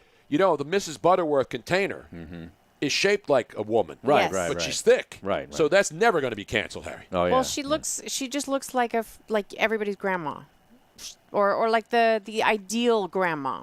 That's the only place I like trees on labels and Wait a minute. pictures. That's on not true, bottles. Harry. What about these trees right here? Well, those aren't trees. That's what people call them. Well, they smoking tree, but I mean, come on. Come on, Harry. Smoking Meanwhile, we tea. have another outrage. You don't like nature? I don't like trees. I What love about if nature. they're like? What about if they line a beautiful fairway as they make an approach to the No. green, and you have to hit that dog leg? So, Not in a your tree guy. ideal world, what type of nature would you go out to that did not have trees? Desert. Oh, okay. All right. So, They're like, playing Scotland where it's windy and rainy Yeah, and that's there's no good. trees and there's all the deep, okay. thick grass. So and grass, I like that. tumbleweeds. You like? Speaking of Scotland, we got an alcohol problem here, and not us, not me, not Harry, not Miss Robin. Now all of a sudden they're trying to ruin our lives even more, Harry. Yes. Another reason that the world needs to come to an end as soon as possible. Ladies and gentlemen, let's go to your. Are you serious right now? Fly the unfriendly skies? Correct, Tony Bruno. If you're going to let us fly drunk at least. And here's your correspondent, Miss Robin. Not so fast, Tony Bruno. You might be miserable where you are, and they finally might let you off of lockdown, and you think that you're going to go away, and it's all going to be wonderful, and you're going to start your vacation the moment you get on board that flight. But no. Now airlines are banning booze in an effort to curb the spread of coronavirus. It's an outrage. How do you curb coronavirus by serving booze at not 35? serving- not serving no, booze, how do you do yeah. it either way? How does it make it worse if you're having a glass of wine? Touch points, I bet. Yes, that is what they are saying. Yeah. They're saying in an effort to reduce physical touch points between customers I got your touch points and right here, baby. employees. However, they can still give out water. They can still give out anything Exactly. else. Right. But apparently the booze, Right. somehow the little booze bottles are going to be the ones that carry the coronavirus and nothing else. See, does. here's the thing. They should just let us bring our own. Oh, Exactly there right. I would be you go. more than happy You can't to even bring Yeah. a bottle. You know, you can't to have bring a a bottle pint. of water But- through security, but as soon as you That's pass it, you can liquid. pay $6 for Right. a 50-cent bottle of water. It's a criminal conspiracy. They need to- I think we should overthrow the government as a result, They Harry. need to open up the duty-free shops. Right, and sell pint bottles. and allow everybody to purchase their own alcohol. Right. That's a great idea. yeah. It's alcohol.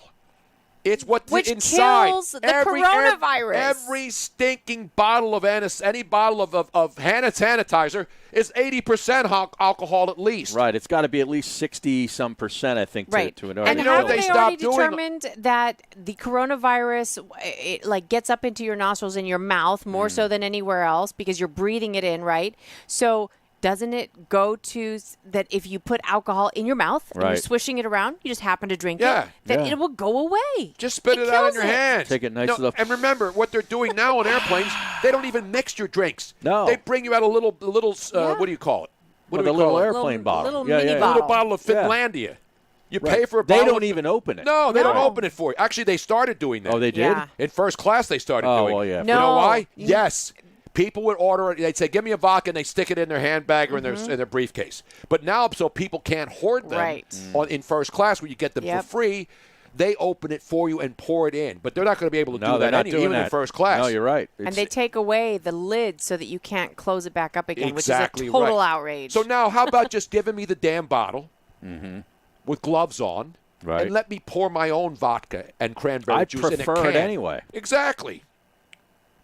And the stews aren't even hot anymore. No. At least when they were hot, you can look at them and say, hey, They're not stewardesses anymore. They're flight attendants. they're Tom. always stews to me, Harry. And those great movies back in the days, remember all the sexy, not the X-rated stuff. Mm-hmm. There were always like sexy stewardess movies back in the Yeah. 70s and 80s, Wow. remember? Yeah. Now they're all like grandma stewardesses. That's a whole different category. It's an outrage. Grandma there's a stewardesses. special category for that. That's a whole different category. It's a small category, Yeah, but yeah. it's there. It's niche. You It's can't niche. bring your own airport bottles through TSA. That's not No. correct. You have to purchase it after you've already gone through. For example, if you're checkpoint. say when you're in an exotic island, like we go to the Bahamas or we go to the Virgin Islands, and you're in the airport, a small airport, before you come back to the U.S. where you have to go through customs. Right, right. You buy it there At the in duty-free free shop, and then they check it onto the plane for you. Correct. You can't even bring it on board. You can't bring it on the plane. Right. So you can't go to the duty-free shop if you're just flying from Philadelphia to Orlando. Yeah. It's only international travel. Was Tom Wolfe consulted by the airlines probably on was, this yes. I'm stupid sure. rule? I mean, it's just what other insane. stupid rules that they can come up with that make no sense whatsoever? Yeah. Like if they said, okay, the flight attendants are no longer going to give you anything. You just get on board, you get out. See, now this says passengers in first class or on longer international flights will still have access to spirits. But the person in the back who pays like Right. $7 for a little bottle, you can't get it. Correct. Because they're not pouring. They show you in the picture on this story the full bottles that they pour for the first class people. Right. You know, the red or the white, whatever you order. You don't get that choice in the back. No. They're giving you even the little crappy bottles of wine to pour it out of. Right. They're not pouring it out of a wine bottle. Now I like this idea. So JetBlue, what they have done is that they right now it's just for first class passengers, but you can, I'm sure that it'll expand it later, that you can order prepackaged booze and meals. See, that would be okay. Like you order I it don't ahead buy of any time? food on an airplane. I don't even drink water on an airplane. Don't drink coffee on an airplane, Harry. Right. Because they use the water that's called potable. Yeah, I but don't. it's nasty. Right. That water that they keep in tanks, that's what they use to make the coffee. Right. And when I ask for water, I only want it out of a bottle. I do not Exactly. want water coming out of the airplane. I'm with you. They load that into the plane with those trucks Exactly. outside on the It's runway. No, nasty. it's They've got potable. that tank. And, Exactly, Oh. man. I'm safe. See, I didn't start being safe because of the coronavirus. I always made sure whenever we got on a plane, we do Ester C, we do emergency. Yeah, I take airborne. So Airborne, pop a couple everything. I airborne. wipe if you're- everything down. And remember, if you are on a flight that offers meal service, Kosher. Request kosher. You have to order it ahead of time. You have to let them know when you're booking your flight that you want a kosher meal because you know it'll be fresh. It will have been made within 24 hours of that flight. That's awesome. Just don't tell them you're Jewish.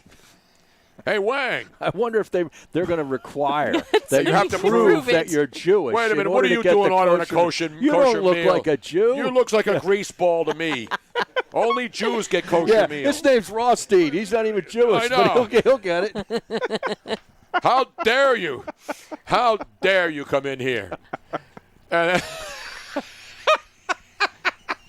I'll just say, don't worry. These guys are with me. Yeah, they're with My me. name's Right. Rothstein, all right? They're with me. There Don't you bother go. them. I'll just bring a yarmulke and throw it on. And what are they going to do? Question me? These are my mishpukas over here. We got a bar mitzvah to get to. Right, Come on. exactly. Right. Come on.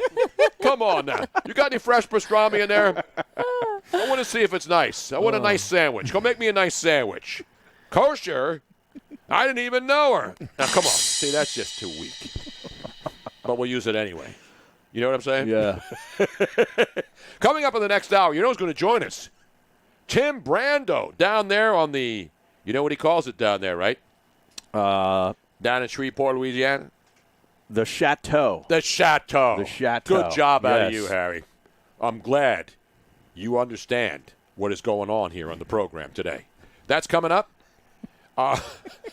He'd play that song from the Doobie Brothers, Going to the Chateau. or Yes, he something. did. That was one of the Now he's songs. playing golf every day. I know. He plays more golf than Harry Mays. Oh, way more. But he doesn't have a daily job anymore. He's Yeah. waiting for college football I and stuff know. to start. What's your excuse, Harry?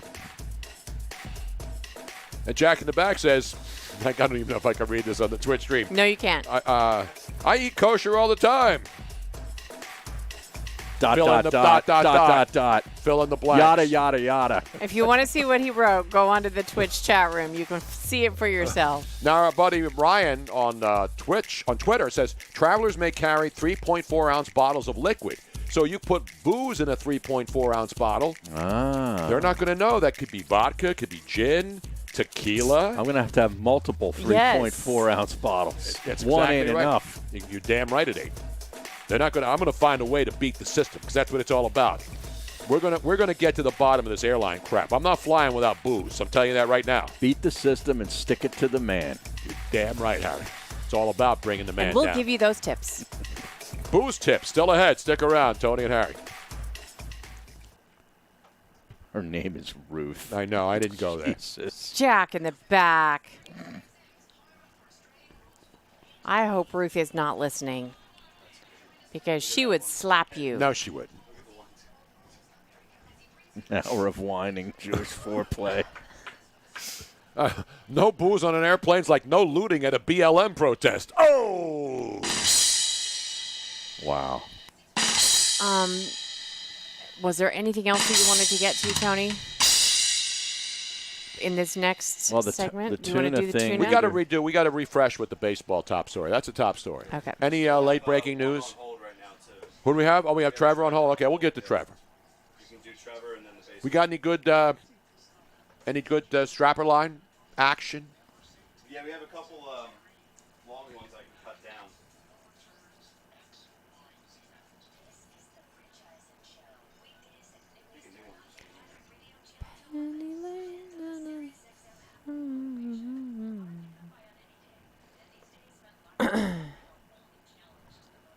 Boom.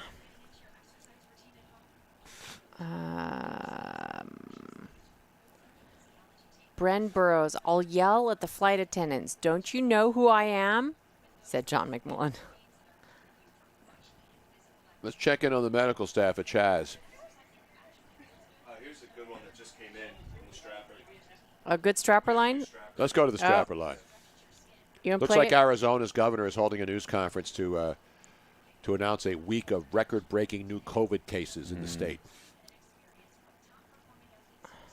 The cases don't matter. Oh, this is a great one, yeah. Because they're testing more. They don't matter. I know they it's don't. hospitalizations and deaths. Exactly. That's what these people don't understand. I know they don't. It's actually better. The more people that we that's find herd out, immunity. Yeah, the more people we find out that have tested positive, that's actually a good thing as long as the hospitalizations and deaths stay low. Hello? What part of this do you not understand? You see they got this bitch here in Philadelphia? The one who set a cop car on fire? Yeah. Oh, yeah. You know they got her by the tattoos. Good.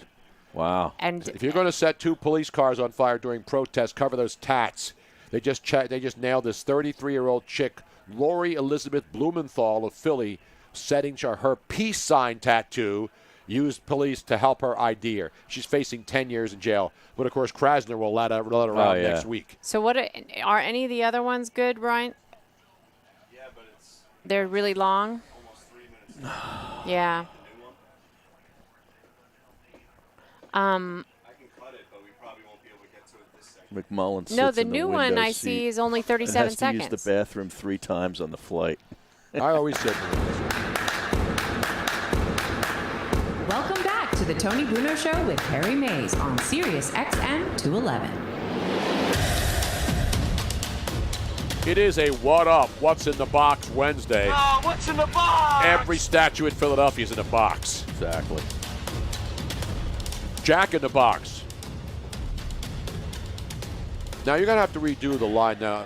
Of course, we've been really hard on. This is tough love on this show, Harry, as you know. Yeah. We've been really hard on the young man, Ryan Rothstein. It's like baptism by fire. So on, the this show. whiteboard he has there, he has line 1 and line 2 written, and he doesn't change that because he puts down the name of the caller. Right. But now when he erases it, he gets a little sloppy. You know, when I used to see a nun do it when I was in school, when the nun didn't get all the corners, you know, and there was just like a little bit of a chalk mark left. That would really bother you. That would bother me. That would bug you? Yeah. I want Oh, that yeah. thing because my job after school is as a student who was always in trouble in Catholic school. Get the sponge? I'd get the sponge, and you got to clean that baby Oh, off. I bet you cleaned that sucker off. I would clean I would clean the windows in the convent using newspapers and vinegar. Yeah, that's Yeah. what I still use. You use newspapers and Yes, vinegar? that was my mom taught me that. Who the hell buys newspapers anymore? Come on, I Harry. mean, it's the circulars I get in the mail. Exactly. I'll save Now, one of those. Mama Bruno, she'll when she has long conversations Yeah. about Tony when he was a little bit. He was such a good boy. Yeah. He was. Exactly right. He would go and he would clean the windows for the nuns. I was like, Mama Bruno, that was because he was in trouble, not because he was a good boy. Hot But water and whatever. vinegar. Now, if you've been here into the chateau here in Chateau Bruno, not Right, Chateau Brando, Brando. you notice our storm door is glass, and you notice the windows never clean. You know why? Because Why? Robin doesn't clean it. But I do. I do. So then And when why I see is it never somebody's clean? dirty windows, Oh, it when I drives walk me into crazy. It drives me crazy too. Drives me nuts. I'll tell you what happens at my house. What happens? My wife. Wait, this is will- breaking news. Yeah. But by the way, the wife was at work all day today in the office, the entire day. Wow. Awesome. But anyway, Why? Was she got a half a day yesterday? she came home at lunch. Oh, Yeah, okay. and made me It's lunch. about and damn then time stayed she home. starts working full days, Harry. I We're agree. working full days. But if she goes out to play golf or spends walking outside, she will slather herself in 50 sunscreen. Yeah, you Okay, have to yeah. do that. I and do then too. she'll go out the front door, which is all glass, and put her elbow on the glass, and there's sunscreen Smears spots all over it. the window. Drives me insane. Oh, yeah, because then that's harder to clean. Than So just I'm following her literally out the door with a bucket with hot water and vinegar in it and just cleaning up. I hate to do it to the Lima, but I got to give her one of these right now, Harry. We've really been lenient on the bumpty bumps today. We have. We gave Jose one at the very end when he had a kick-up. I probably have deserved several today, but I keep forgetting them. I'm trying to think if there's any kind of household issue that really drives me nuts. Like, and I don't think that there's one because I don't really see, like, clutter and messes. I like it clean, but it doesn't drive me insane. Really? Yeah. I got another one for Tony. What do you have? Your trash cans. Oh, We're not allowed yeah. to use your trash cans. No, here, I clean them Silly. every day. I'm like the maid here. I go in and put a new towel in the bathroom down here every day. Every day. Every day, a fresh towel. I should work at Disney. I could go down there and wait on the NBA guys. We should tip you like Exactly. after I'm gonna each put a week. tip It jar. makes no sense, though. No, a trash because I have a can little is for trash. trash. No, I have a little trash can in the bathroom down here, down in the wine cellar. And so you're not supposed to put like gum Right. and snuff in there and soda bottles. You put that in the big trash can. Right.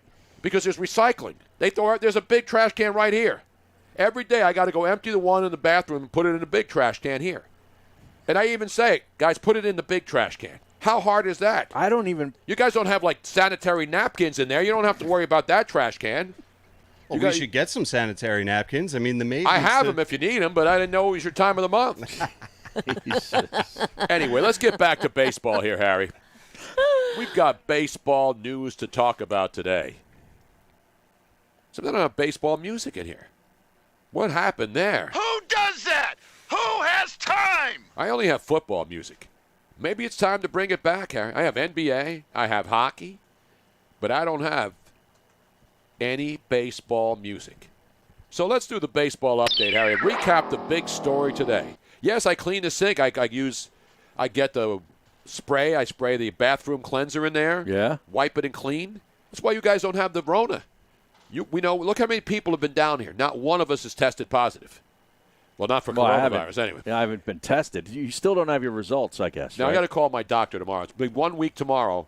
I'm going to call them. If they don't have the results, I'm going to burst into the office with a sledgehammer. I'm going to get a skateboard and pry open the doctor's office because it's locked and go in there and demand to see the test results, Harry.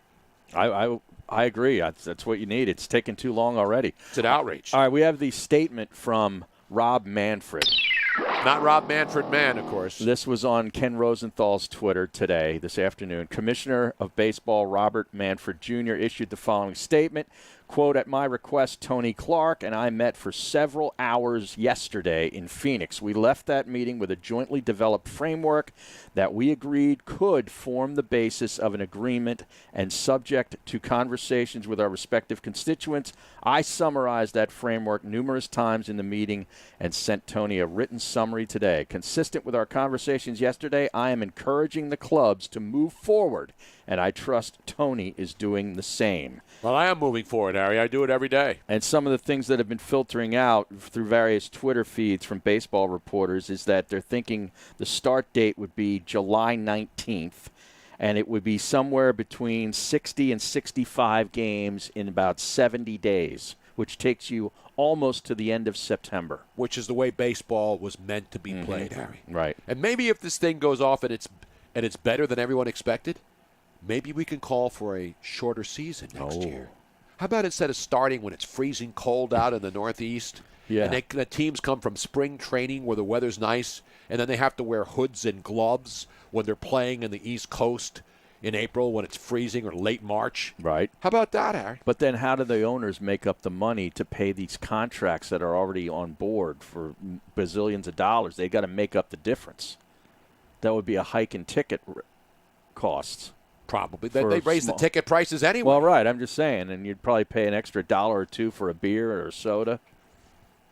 I don't buy that stuff. I bring in my own. I smuggle my own in. Like the airplane bottles? Like the airplane bottles. I'm bringing a fifth next time. You are? I'm bringing a fifth of wine. I'm going to walk right on. Bring a magnum of wine. Or what's that one? I'm going to bring a big Salamanzar and a Baltazar and then a Nebuchadnezzar. Methuselah. A Methuselah.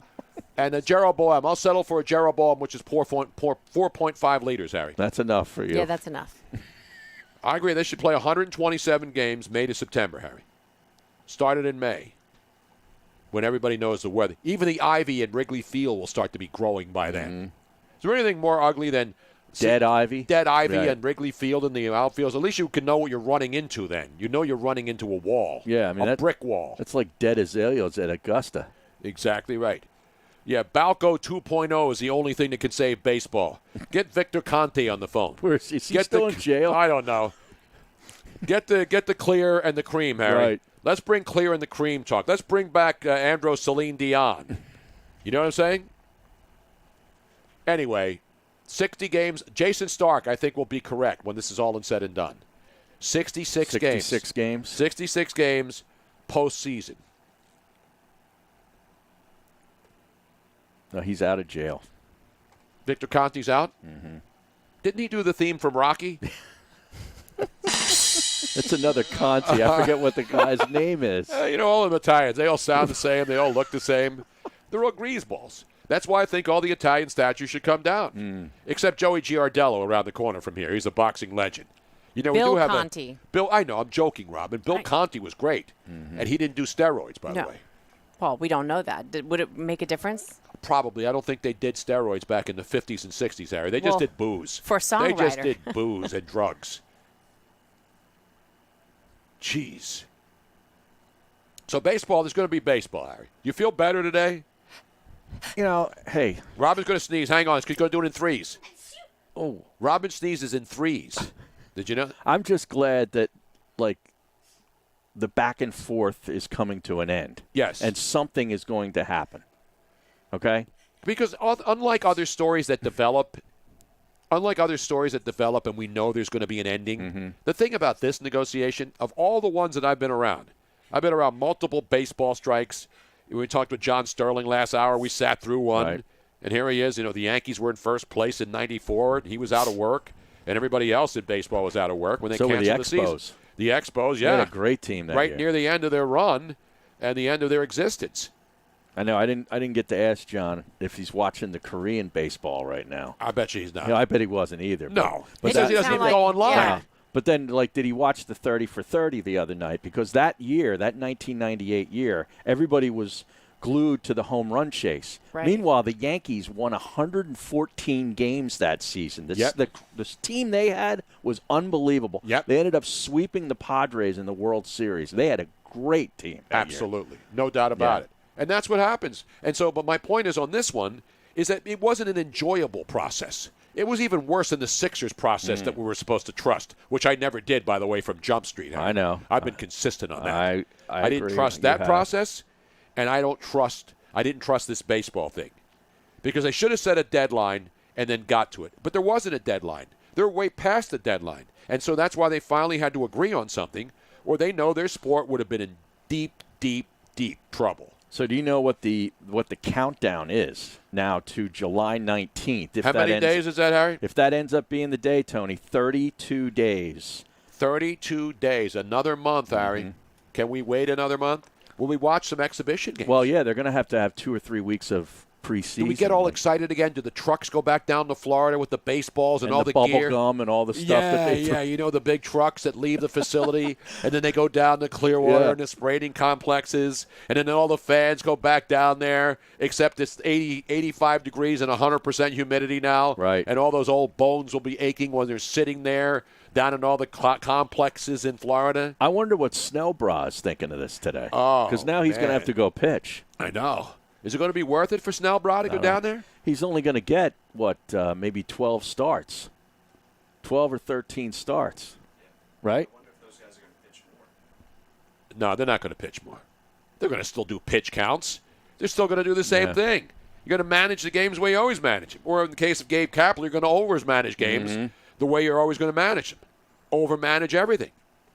So anyway, baseball, brah, we're going to have baseball.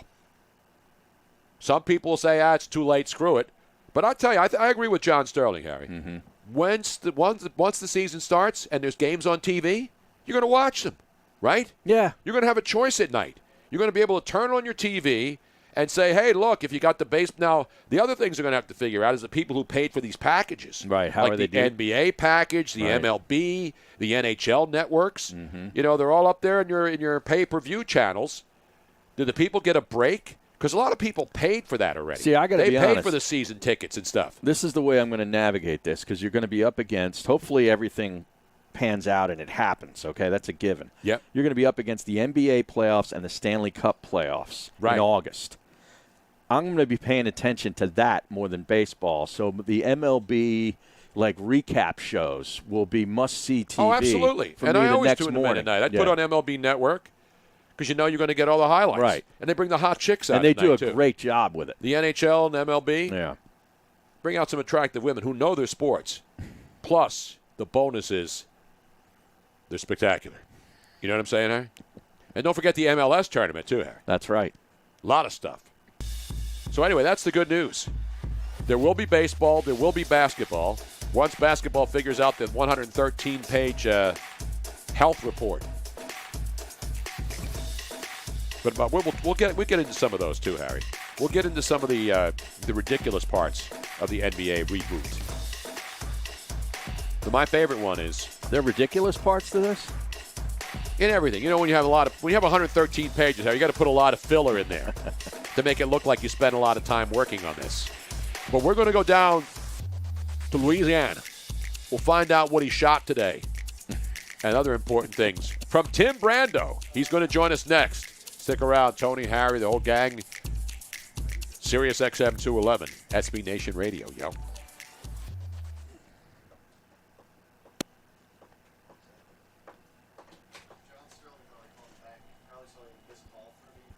Oh, he called you back? Did he say goodbye again? Did he thank you wait again a for second. being on his show? He ended this segment early and then called back. That's classic.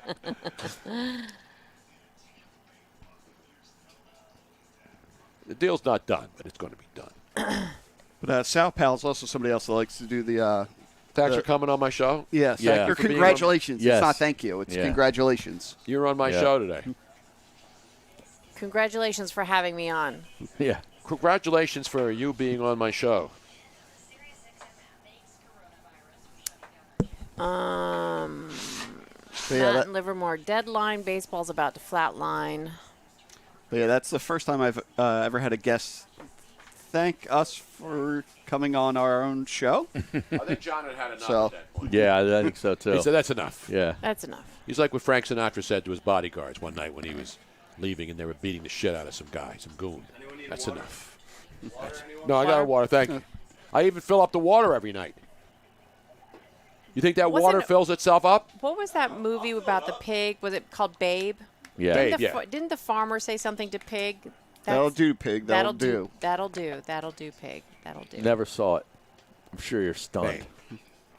I saw no, Babes that in one. Toyland. That one doesn't surprise me at all. But I Although, did see Ratatouille. Oh, I love Ratatouille. Do you like cartoon movies like that? Not really, but I thought that one was kind of funny. That's Patton Oswalt, isn't it? Like what Is makes it? I don't know. what kind I of think so. movies normally are your go-to?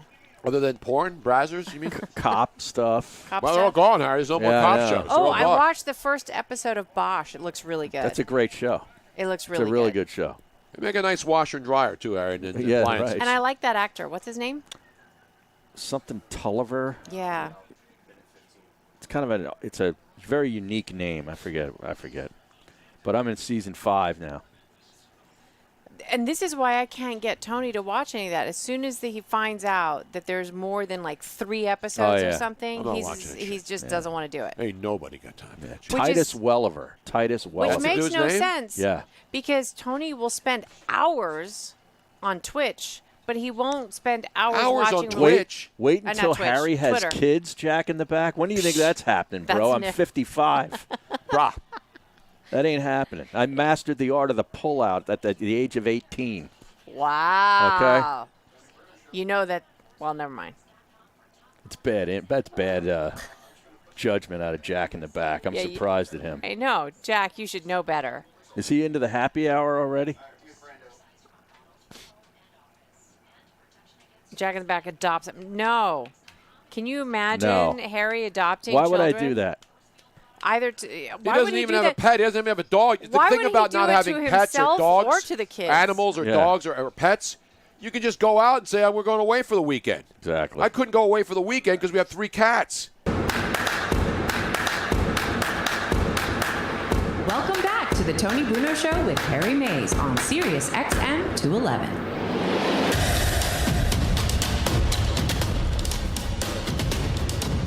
All right, we're getting some positive news, and that's what we're here for. We're not here to be nattering nabobs of negativism, Harry. We got coaches having to apologize multiple times. Everything's got to be canceled. Except the show. Not yet, anyway. Not the yet. Running Rebels gone. The UVA sword handles somehow are now racist. But not enough about that. Let's get to something really important. How did Tim Brando do on the links today down there in Louisiana? The great Tim Brando of Fox Sports, he's ready for some sports to return. He loves golf. He plays golf. Yeah. He plays golf more than Harry Mays. I know. How many birdies did he have at Southern Trace today? Let's find out. Let's go down to Southern Trace Live. He's in the 19th hole, and he's ready to bring you the full scoreboard. He'll do the hole by hole. I love when the golfers walk in after their round and say, what did you do on the third hole, Tim? And what did you use, by the way? Yeah, what's in the bag? I'm a Callaway guy, baby. I'm like Mickelson. I hit bombs. Nice. I hit Callaway bombs. And he's a lefty. He's a lefty, just like I'm a Mickelson. lefty. Yeah, by the way, nobody called a screwy right-hander crafty, okay? You're right about crafty is all about left-handers, okay? No one ever used that adjective for a right-hander. You're right. Okay? Absolutely right, Tim. I should have had 4 birdies yesterday. I only had 2 today.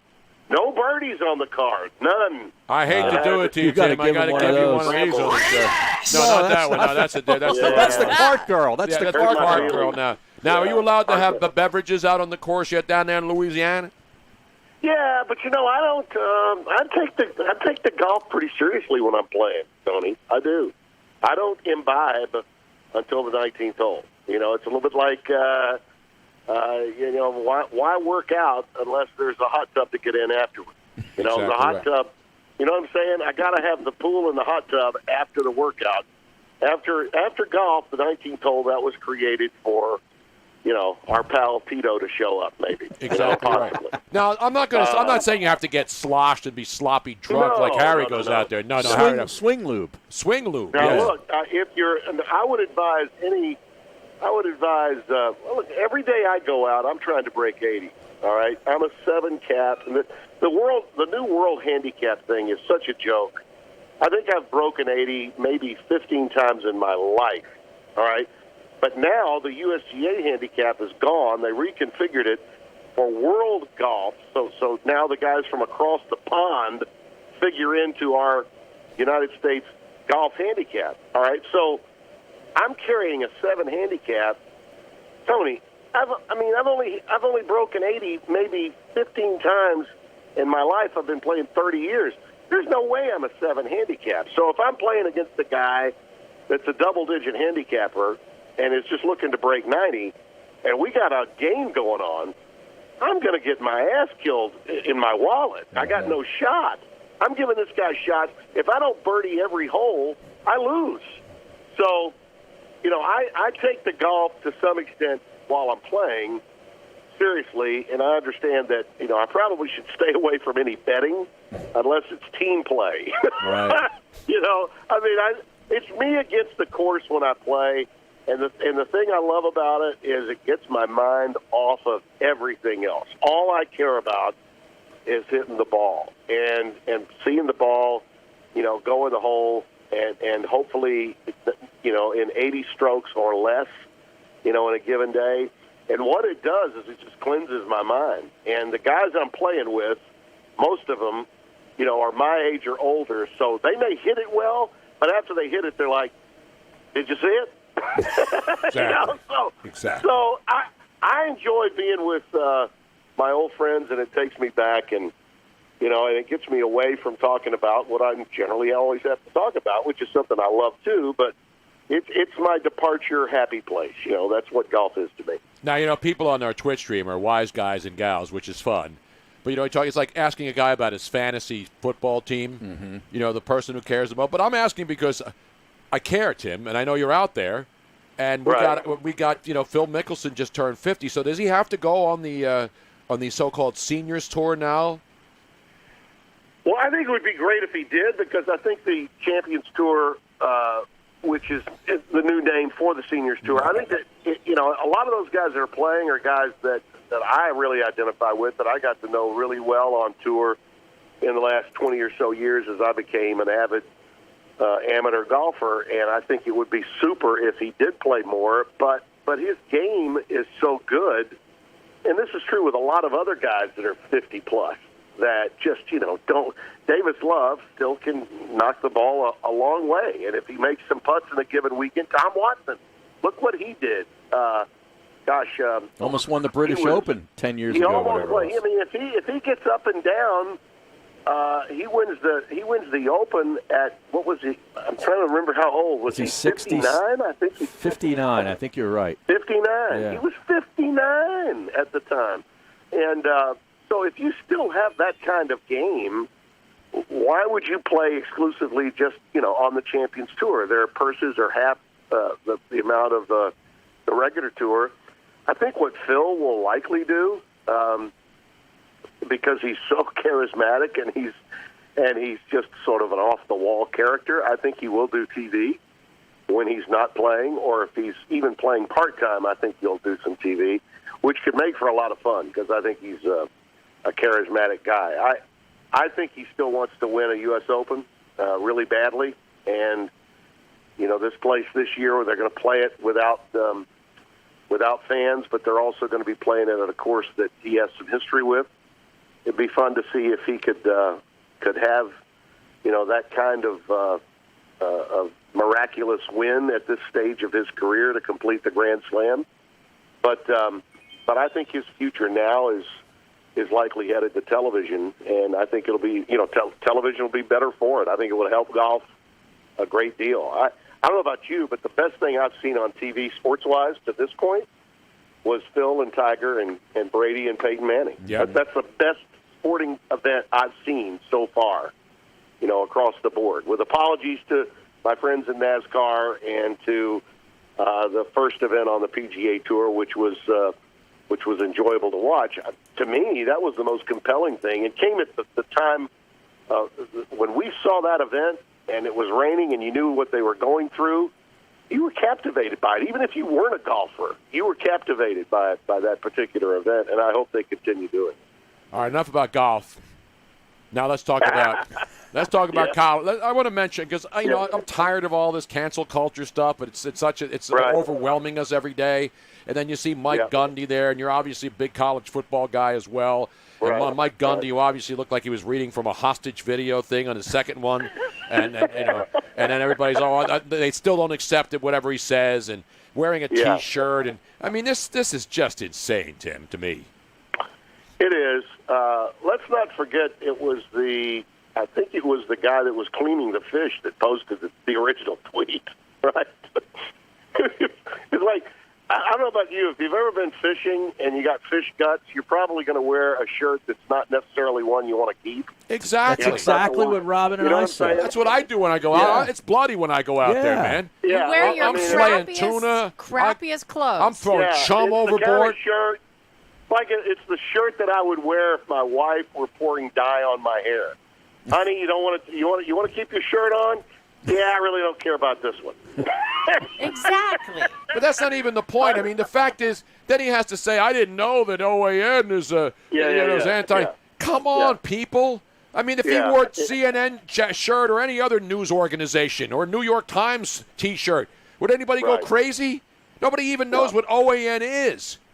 Right. I do think, here's the deal, and this is where I'll draw the line and say that he is definitely in need of some public relations 101 work with some people close, near, and dear to him, people that care about his well-being and his long-term future, okay?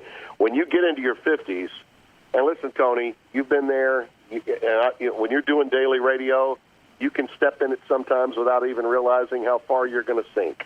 I mean, It can happen. I mean, we've both been there. I've been under siege by people that want to take you out and ruin you for life. All right? Those people exist. And now, they're not in mainstream media, but they're in media, and they want to bring you down. And if they can get one or two mainstreamers to follow up, then they will take you down and will ruin you, and you and your family for life. That can happen. Here's what I think he has to be more aware of, and this is where the mistake is made. Forget about his political lean, although I know Mike well enough to know that he does lean to the right. All right? I don't think he's radical right, but I definitely think he's a conservative. And what he needed to be aware of and understanding of in his position, all right, if anyone, it's like going into a bar, Tony, and somebody's saying, hey, let's take a selfie, and you've got, you've got a bottle of schnapps in your hand. Now, I know that always happens, though. I mean, that. I don't hide it. I mean, if I have a cocktail and somebody comes into a bar, the only thing I get criticized for is if my vodka cran has too much cranberry, and then they'll say, man, that's a bad bartender. You got a weak pour there. Yeah. You know what I mean? Harry Mays wouldn't drink that. I've been in those situations before, and I'm going to put the booze away. All right, I've got to get that out of the shot. No, I hear you. So I do that. What he needed to be aware of, it's self-awareness, Tony. It's just self-awareness. He's got to know that he's the head coach of the program, and he's making, other than maybe Lincoln Riley, more money than any other person in the state of Oklahoma. He's making more money, and he's a leader of a college football program that's made up of at least 70% of its makeup being African-American. So he needs to be aware of the consequences that can come from this fringe, we'll call it this, all right, and I don't watch the network. I know it's a streaming, conservative, fringe network, all right? That's what it is. There had to be blowback. Now, here's the point that does get lost. If he had tweeted it, all right, not the guy that was cleaning the fish and was with him on the fishing expedition, at the very least he should have said, hey, you're not going to post this, are you? Because if you are, right, I got a problem with it. I'm wearing a shirt that I probably shouldn't be wearing. Or let me change shirts. But the bottom line is he's got to be aware of the impact of and the consequences of being seen in that shirt. That's the lesson that he has to learn from this, and also a lesson of listening, which I do believe is taking place. I applaud the kid for, not only what he said or how he did it, but the way he came back with his coach, and he was the first to apologize, not Mike. He apologized in that first tweet that they put out. So, I think maybe the listening is taking place. The problem, as is always the case whenever you and I have these conversations about political correctness or lack thereof, it's the blowback that bothers you more than the actual incident. Exactly. The blowback is what pisses you off. It's like, can we just stop and move on? He apologized a second. So you got a problem now because you thought his eye contact was too good because he had a teleprompter? Shut the hell up. All right? Right. Who among anyone in the media or anyone in the public eye who wants to be sincere in making a statement when a teleprompter was available didn't use that teleprompter? Please.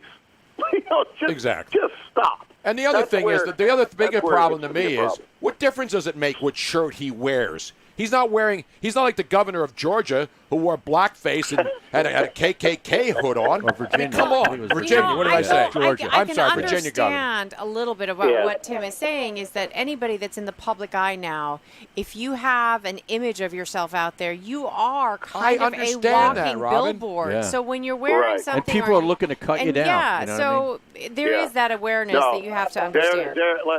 Listen, Tony, when you're on the national platform to the extent that he is, all right, and by the way, this is true not just for football coaches, but broadcasters too. All right, if I go in and do a game with Washington and Washington State, and I'm wearing a purple tie, I'm crucified before I even start to say 1st and 10. Right. You know, I've got to be aware of the fact that Washington's colors are purple. I can't be pissing off everybody in Pullman. You can't do that in the Palouse, Tim. You know better than that up in the Palouse. But I mean, it is. It's just the world we live in today, and all of us, I think, have to come to terms with it. I'm all for listening, and I've got no problem with that young man looking at that picture and being offended by it. And the fact that Chuba Hubbard said what he did, and it led to some conversation taking place, I'm all good with that. But what happens? Well, the media comes out and they begin betting on it. Well, he did the I'm a man rant back when he turned 40. Mm-hmm. Oh, he was the first guy that said when COVID came out, I want my guys here in May. He has a history of being over the... Shut the hell up. Yeah, we love these guys when they talk, and then when they say something we don't like, we no longer like them. We love guys who are outspoken, and then he didn't even say anything. He wore a T-shirt, and now all of a sudden we got to cancel him. He should never coach again. That's the insanity, and the people who defend this just are absolutely lapdogs for any political party. I'm not a lapdog for any political party. I despise all of them. Dabo Swinney has been under a little bit of fire for the way he's handled the whole Of course it is. Everybody's under fire. Yeah. It used to be back in the day when you were in Alabama and you lose a game, they come out to your house and try to burn it down. Now they want to burn your house down if you wear a T-shirt, for God's sake.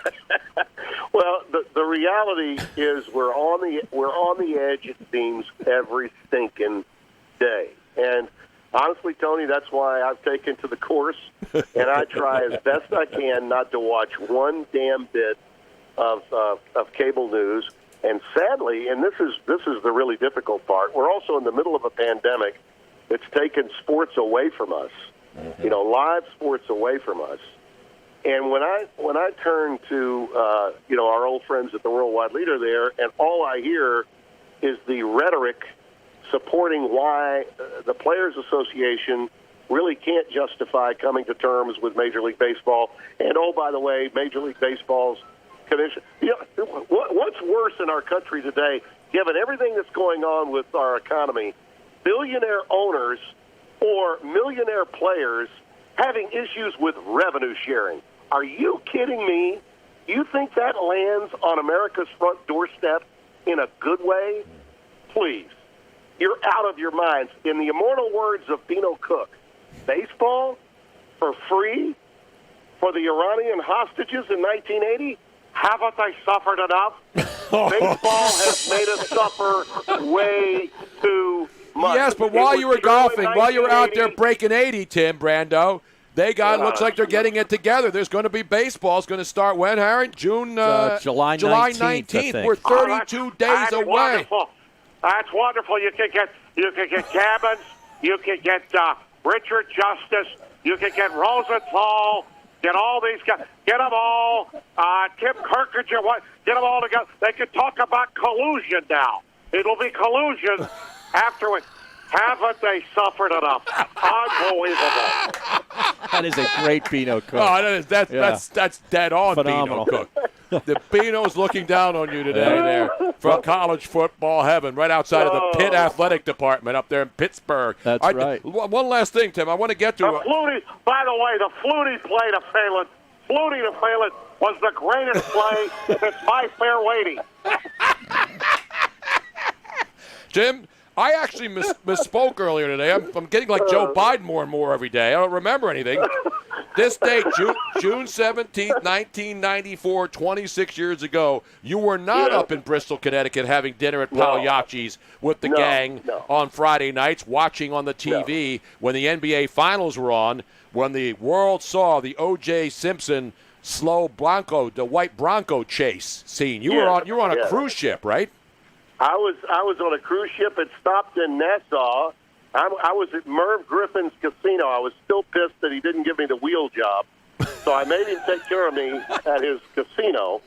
And I took my wife on one of those 6-day trips. We stopped and we went into his Crystal Palace or whatever the hell it was, and we were doing well at the blackjack table. And everybody that was on our boat we've got these tickets that came automatically with the trip, right? Mm-hmm. And they're like, all right, it's time for the show to start. And we're like, well, anyway, we got the NBA Finals going on here. I'm seeing, I got the game. I got Akeem Olajuwon and Patrick Ewing in this corner, squeezed into the corner, and I'm watching OJ and Al Cowens go down the 405, and nobody wants to leave. Nobody wants to leave.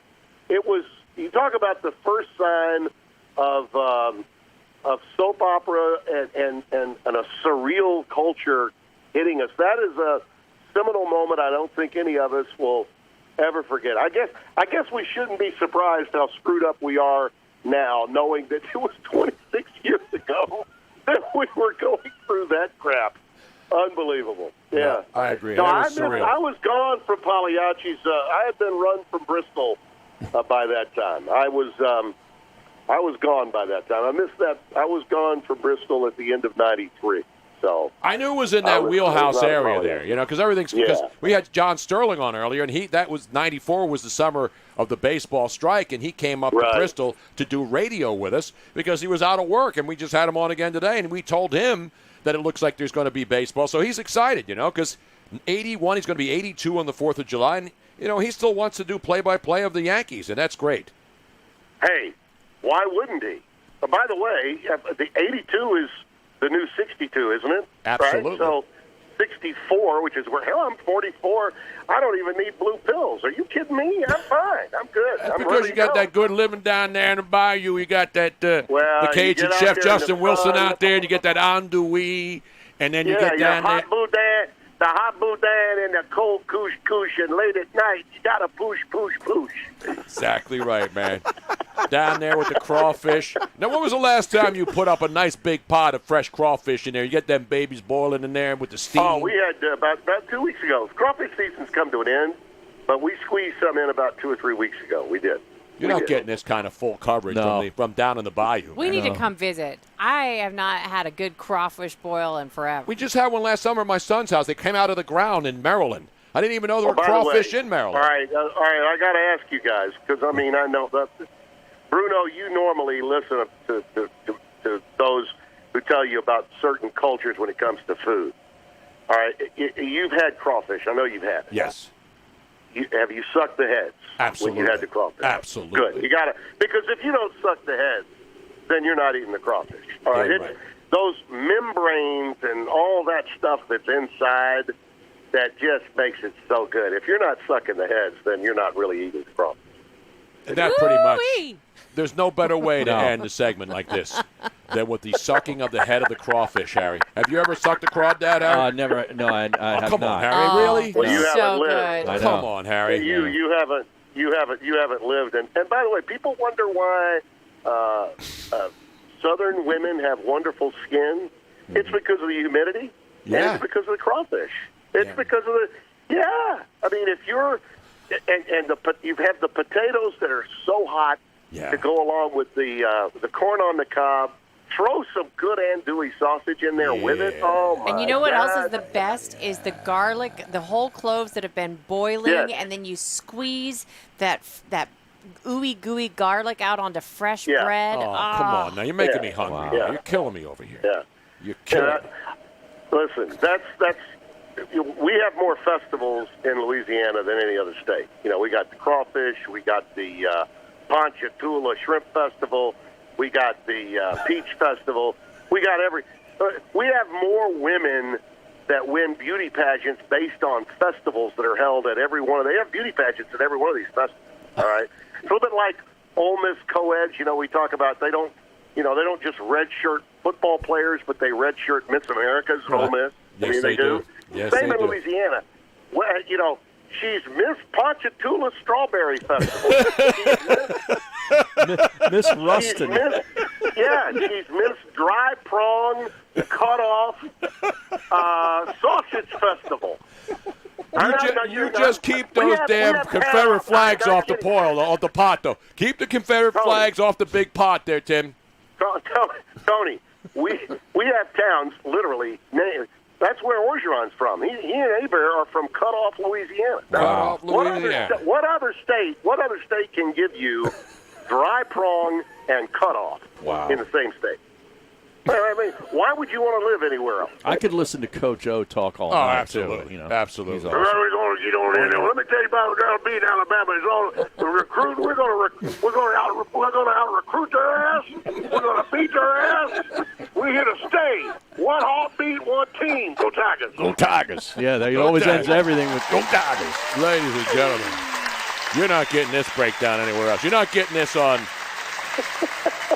anywhere, actually. on Get Up. Get up, get down, Anywhere. get around. The great Tim Brando, he still has a lot left in the tank after another 18-hole excursion. Tony, off the tee today, my initial drive, in my head, on my first tee shot, I'm hearing Harry Carey. There's a drive. It might be. It is. Holy cow, it's out of here. But, you know, he's got a foul mouth, Steve Stone. He's got a foul mouth.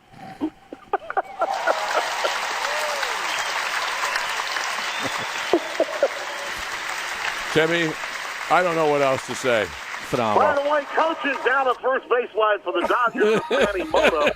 Are you sure you haven't gone to the 19th hole? Wait a minute. Are you sure you did not go to the 19th hole for a couple of pops after your round? Steve, I just can't figure it out. But I did figure this out. Manny Mota's last name, if you spell it backwards, is Adam. It's not that busy, man. Rack 'em. It's not that busy. All right, Tim, as we say, bye you right now. It's time to say Take care, buddy. bye you to great Tim. The great Tim. That was epic. He does great impersonation. Yeah. He does. I'm impressed. Nobody does it better being a cook. No. Nobody. We're coming right back. Stick around. Wow, wow, wow.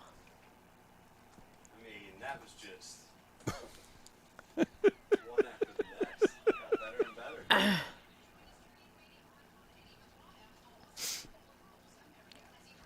On Sucking Friday, the head out. That was a good head-sucking Yes. knowledge right Head there. suck knowledge. on Friday, Tony, 8 more counties in PA will go green. No. Yep. Awesome. Dauphin, Ye- Franklin, Huntington, Luzerne, Monroe, Perry, Pike, and Schuylkill. Oh, wow. It's Yeah. getting ever so close, Still Harry. 13 to go. Yeah. Now, regarding the sucking the head, Yes. it does taste really good as long as it's not too spicy because the head I know. That's where all the stuff goes in. absorbs all of the spices, and oftentimes it can be way hot. You see all these Bryce Harper pictures he's posting? No. It's like all these weird things, and he's asking people to comment on it. There's one where he's like laying down in like a No, like fetal. this is the latest one. So he's on his Fortnite page. Oh, jeez. Look at this. Look at this picture he has on there. I hate to go strapper on him, but I'm thinking Bryce Harper's a strapper. We didn't play the strapper line call. Oh, that's yeah, right. we need a have it. strapper line call. Let's play it Strapper. in this segment.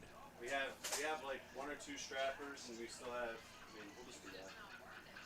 NBA rules, MLB update. That's too violent, this Fortnite, man. Bryce Harper. There's people dying in there. Silk Bra commenting on On Tim Brando? no on on Gundy. The mullet kook is not used to scrutiny in Stillwater, brah. Of course not, brah. It's Oklahoma.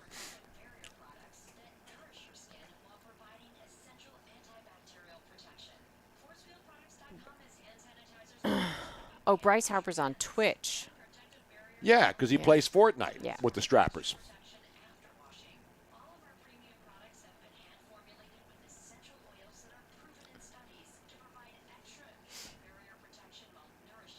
Is it a final? It is a final. We have a 0-0 tie in Coppa Italia, Harry. Coppa. Juventus and Coppa. Napoli, a draw, Harry.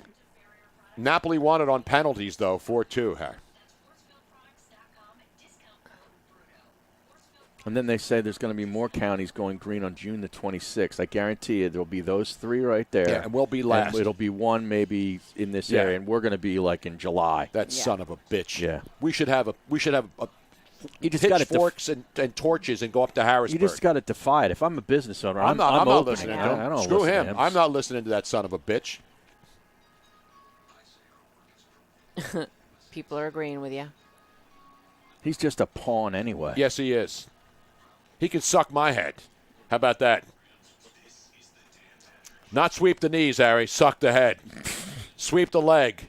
Isn't that one of the terms? Yeah, Sweep the leg? Karate Sweep Kid. the leg, suck the head. Sweep the head, suck the leg. We need to get a T-shirt. Sweep the leg, suck the head, and then have a crawfish underneath on the cover. Okay, hold on a second. I have to write that down. Sweep the leg, suck the head. We are going to have so many T-shirts. Sweep the leg, Suck the head. suck the head.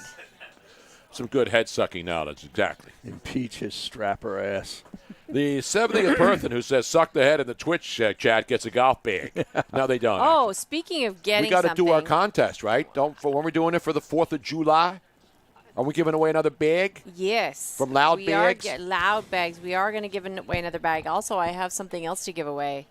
I'm just going to start giving away to one lucky listener all these things that we have. Swag, leftover. We have we have some old jackets from some of the boxing matches that we went to. We have this, which needs another good home. It's the old Into the Night banner. Oh, yeah. That we are never going to use again. So there's no, but somebody might like to put this up in their garage. Mm-hmm. So we need to figure out if anybody. Well, I mean, first of all, does anybody want it? Welcome back to the Tony Bruno Show with Harry Mays on SiriusXM 211. And you know, I like to keep my eye on everything, Harry. Stay up Yes. to date. Because a lot of people, like, for example, John Sterling didn't know that baseball was getting closer to returning today. Right. Because every day it's been, it's going to, no, yes, no. He's not a big internet guy, he said. Exactly. And he's smart for that. That's where it's smart to be 81 years old, almost 82, Harry. You don't pay attention to all the noise. We have to, because we're part of the noise. We sift out the noise. We have a couple strapper line calls, too, right? We do. Yeah, let's go to the strapper line and see what the people are talking about today. Strappers? Tony Bruno, this is Manny the mailman from back in the day when I used to call you on a payphone and from a payphone in front of my old postal service unit in Newbury Park. You and Andrew back in the day were quite the show, and I enjoyed talking to both of you, and I've missed you for years, and I'm glad you are still on the air. My friend, you are looking just as good as you did yesteryear. Keep up the good work. Love you, Tony Bruno. Manny signing out. Love you, man. How about Manny? Not Manny Moda. No, Manny's long-time listener, long-time caller from back in the day out on the West Coast. Dean, Love that guy. What's a payphone? Yeah, right. I remember when cell phones came out, I used to give my kids change, drop them off at the mall, and they'd have to call from a payphone in the mall because there weren't any cell phones. And you give your kids like 50 cents, and they say, 50 cents, how about $5? I said, how are you going to break the change? You got to put coins in the thing. I got fired on a payphone at Yankee Stadium. No way. Yes.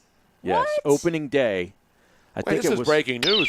I'm going to say this was 98. It was either 98 or 99. Was it Big Boss Nahagian or some other? No, this was pre-radio. This was a medical company, and me and the New York rep went to the Yankees game. They were playing the A's. And who was pitching? You remember who was pitching this? No, I don't.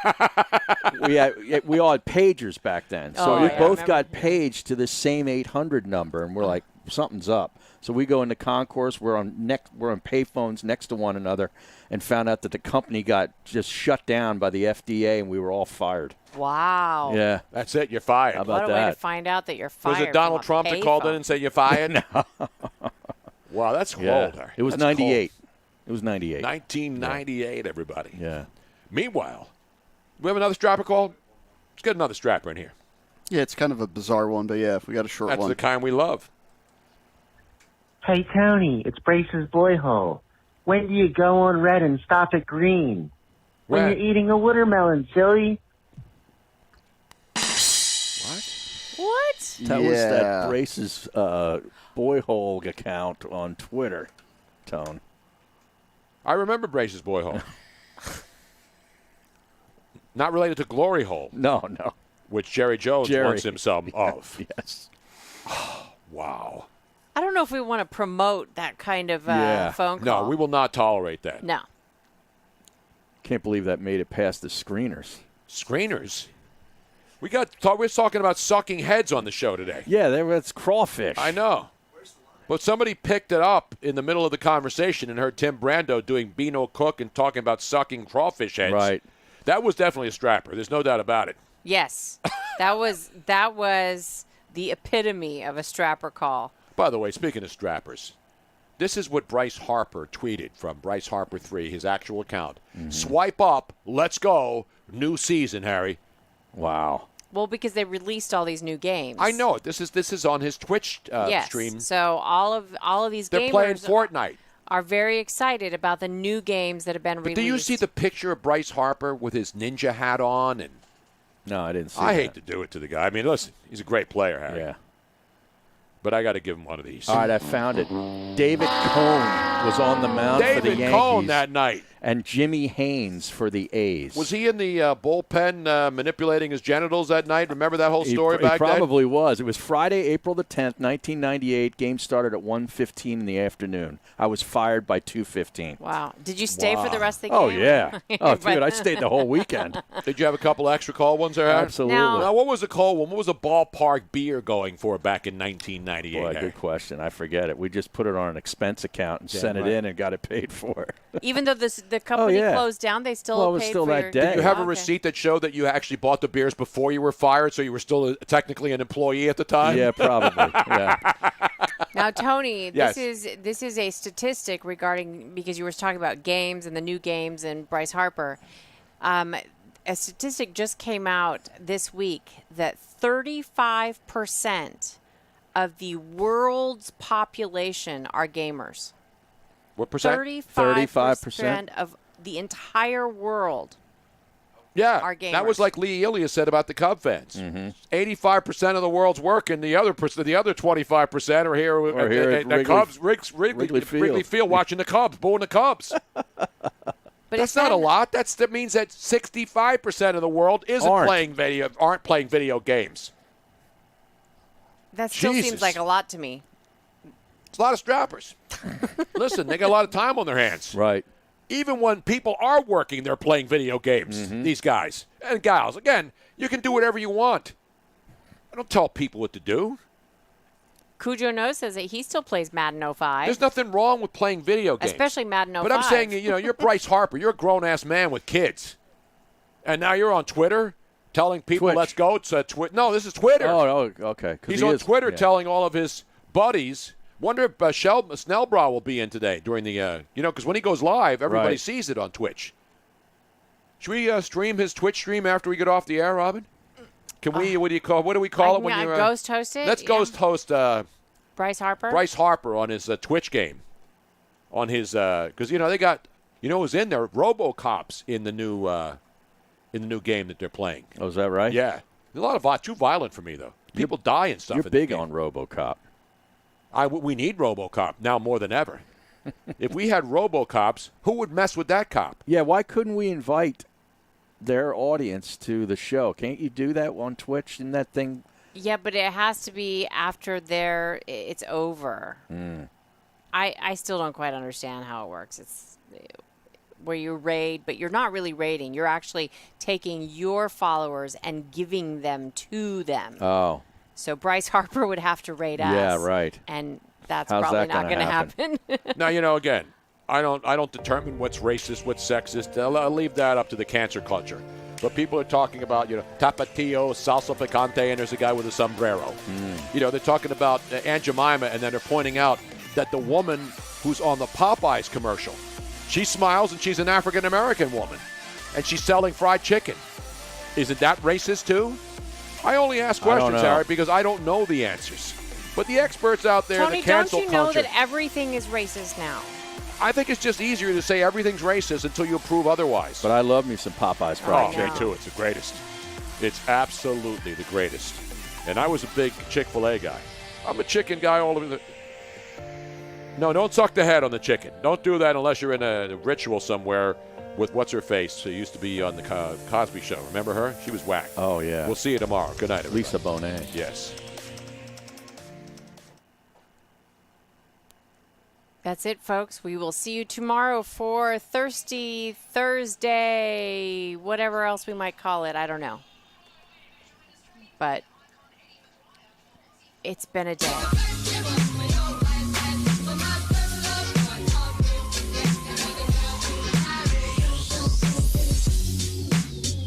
This knife has a straight edge on it, so it's very easy.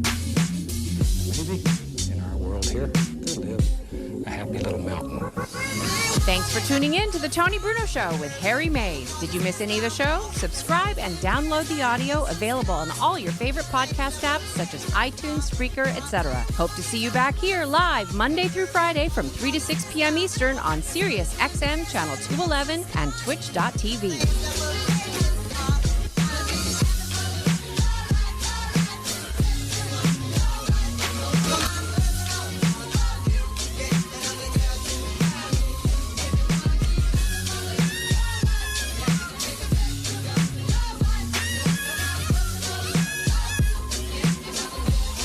So the Super Mexican